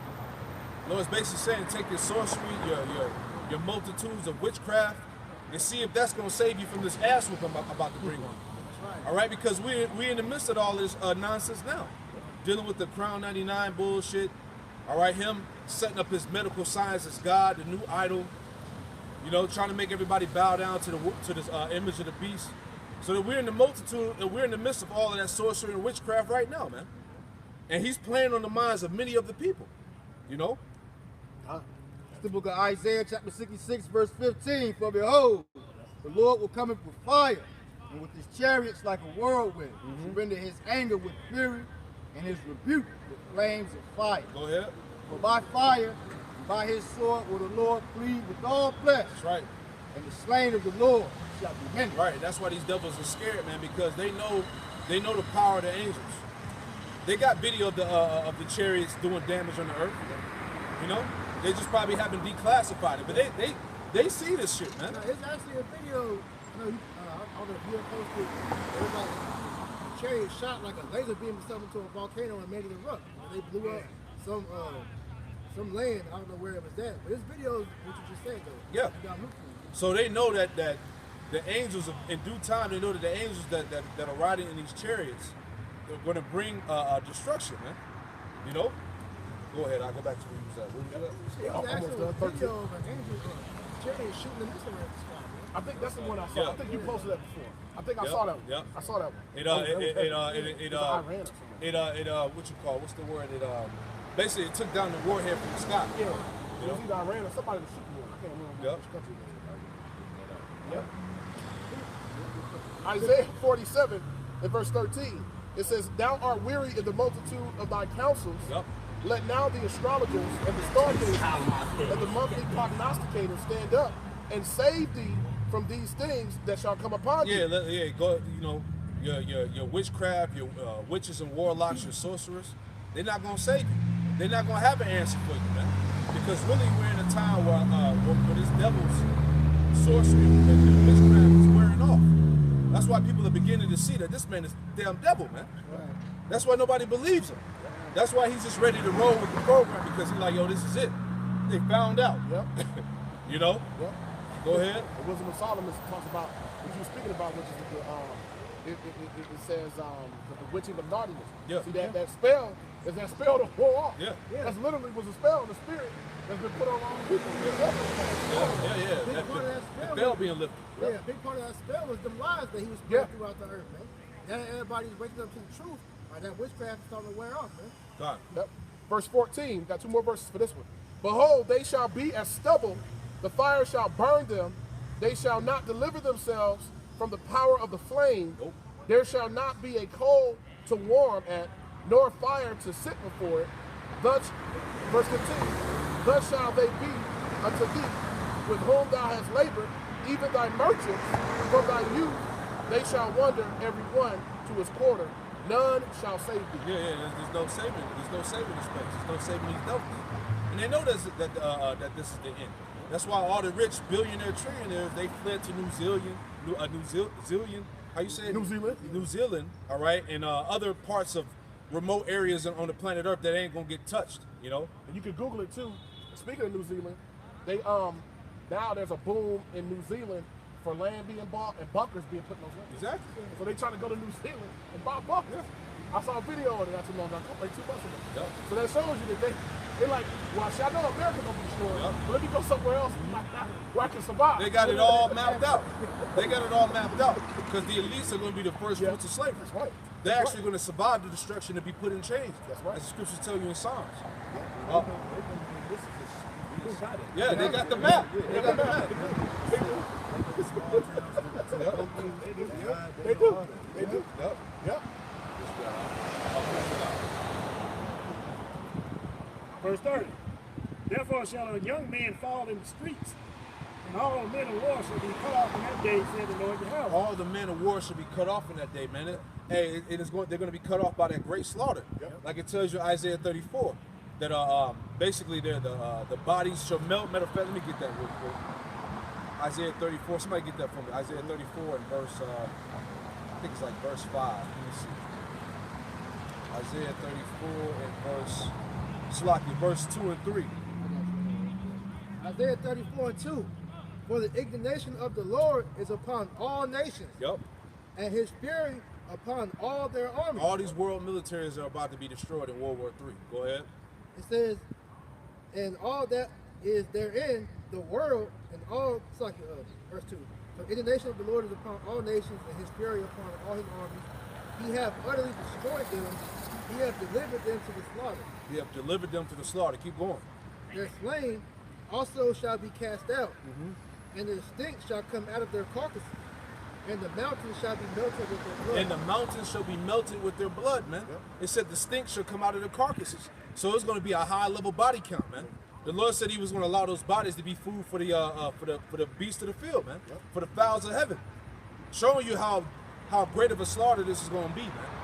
You know? Go back to that. Yeah, finish that out. Verse 31. Behold, I am against thee, O thou most proud, said the Lord Yahweh, power of hosts. That's right. For that day is come, the time that I will visit thee. Woo! And the Most High shall stumble and fall, and none shall rise him up. That's it. Keep going. And I will kindle a fire in his cities, and it shall devour all round about. I will kindle a fire in his cities, and it shall devour him all around about. Yep. Go ahead. Verse 33. Thus said the Lord Yahweh of hosts, the children of Israel and the children of Judah were oppressed together. And all that took them captives held them fast. They refused to let them go. Yeah, because so-called Negroes, Latinos, Native Americans, and Hispanics are you still in captivity in Babylon today. You niggas ain't free, man. You know, go ahead. Their Redeemer is strong. The Lord Yahweh of hosts is his name. Yeah, the Redeemer is strong. Yahweh Shem Yahushua of hosts is his name. Yep. Go ahead. Yahweh said, real quick, he ain't coming to meet them as a man. That's right. At the top of Isaiah 47. Yeah. Hey, Yahweh Shem Yahushua, and he said that Yahweh Shai with all power in heaven and earth.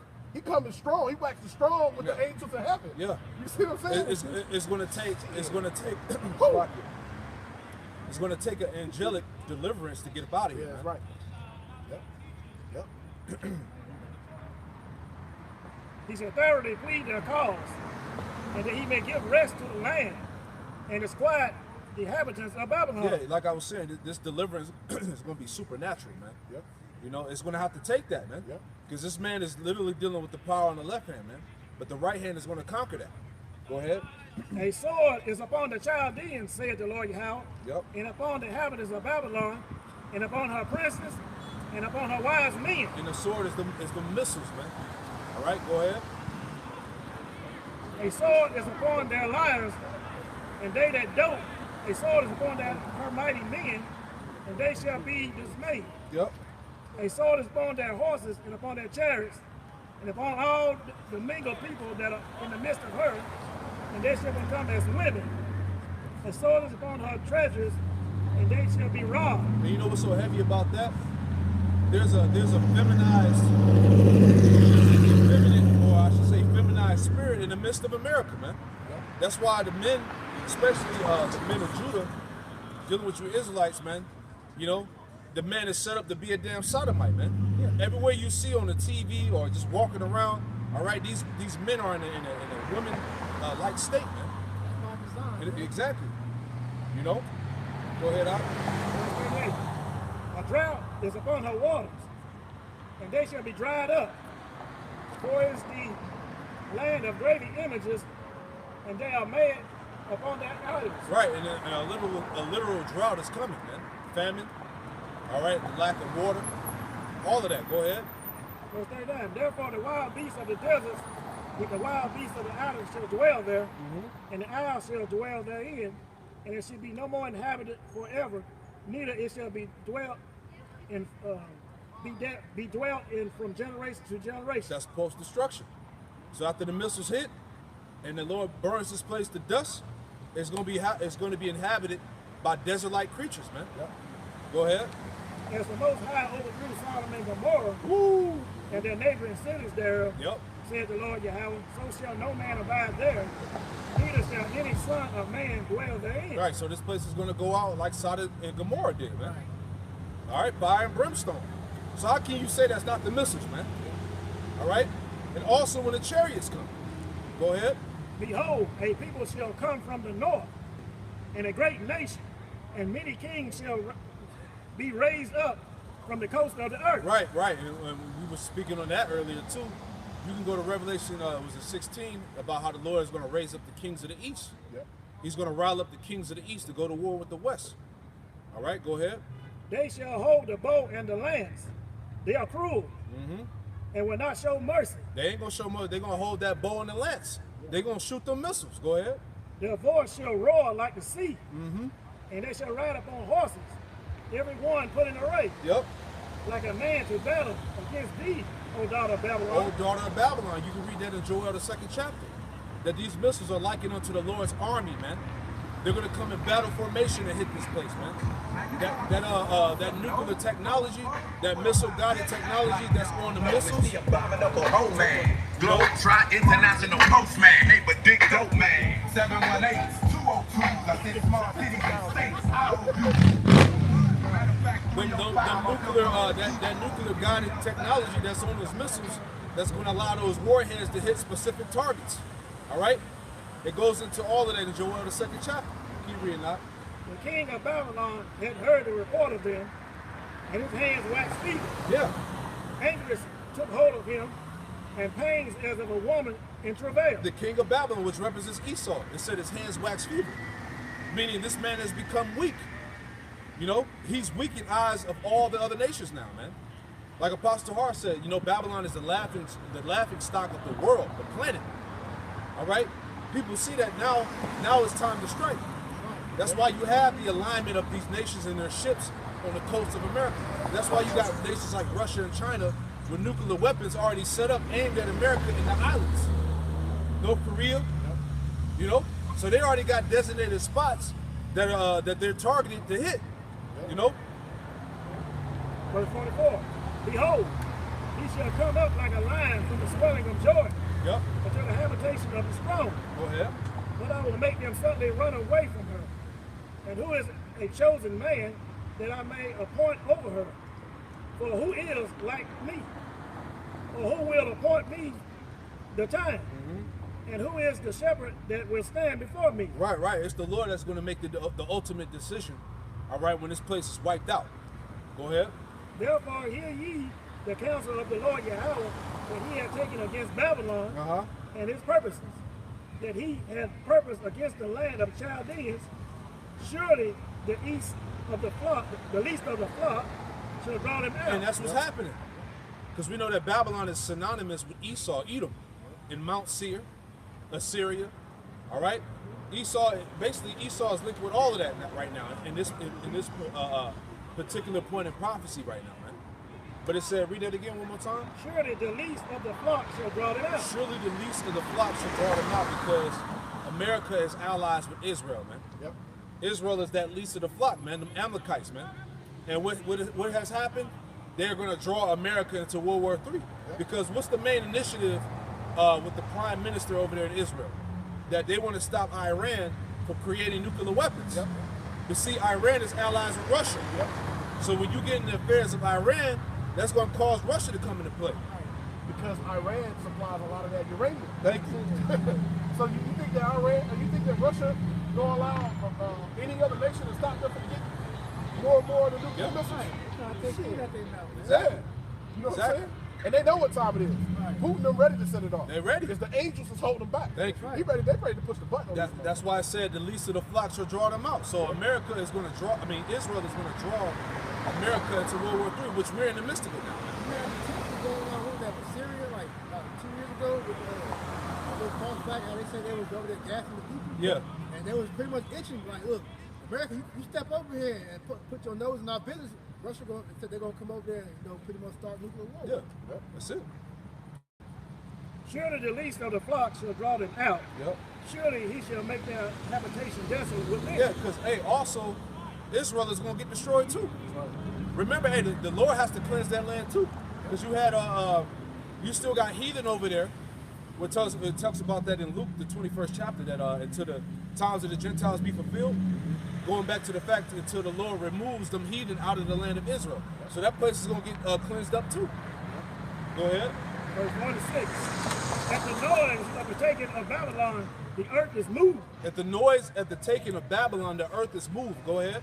And the cry is heard among the nations. Right, because you read about that in Revelation 18 chapter. Alas, alas, Babylon has fallen, man. So that news is literally going to shake the earth. This place getting hit is going to shake the earth. like it tells you that how the world's gonna shake to and fro like a drunkard, man. Showing you the impact of those missiles hitting the earth, man. That's gonna literally rearrange the planet. That's how we're gonna have a new heaven and new earth. New land masses. You know? Hey, that's it. You know?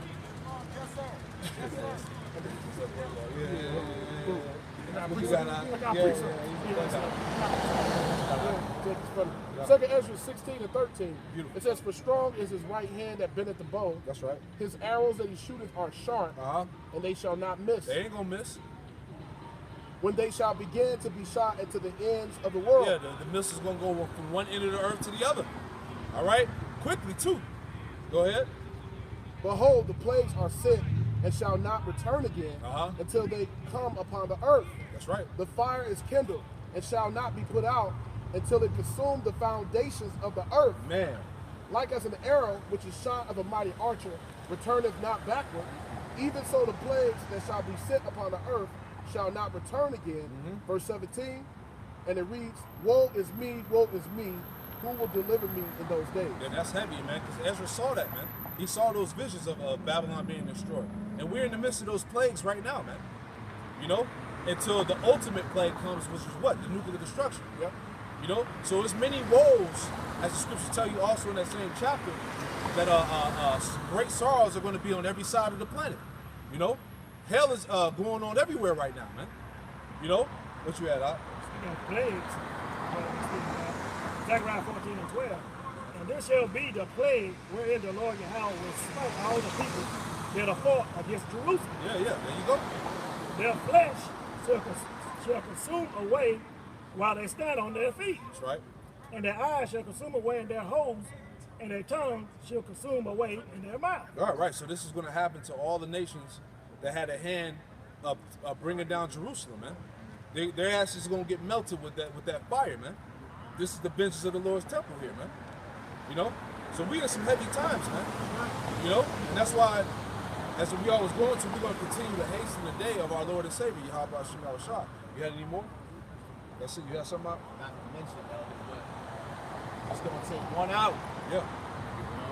Yep. This is the book of Revelation, chapter 18, verse 17. "For in 1 hour, so great riches has come to naught. And every shipmaster and all the company of ships and sailors, and of many that trade by sea stood afar off, and cried when they saw the smoke of her burning, saying, What city is like unto this great city? And they cast dust on their heads and cried, weeping and wailing, saying, At last, that great city wherein were made rich all that had ships in the sea by reason of her costliness, for in 1 hour." Yeah, for 1 hour. "She made dust." Yeah, 1 hour, man. See, these nations are going to weep because that's the end of them making money off this whore. You know? Because, and we know that America is exclusively import. Because America don't make shit. You know what I'm saying? So all that business is about to be cut off, all that international trade. That's why you got certain boats out there in the ocean that just in the middle of the sea, man. You know, they're not going nowhere. All the goods, they're just sitting out there in the middle of the sea, man, because, hey, this is in a time where the Lord is literally cutting this place off economically. You know? So this is it. You have something out? Anybody else got anything? All right, well, look. Hey, man, we pray this lesson was edifying, man. We're going to close out the camp by giving all praises, honor, and glory to Yahweh, Ba'ashem, Yahweh Shai, Ba'ashem, Rakakodash.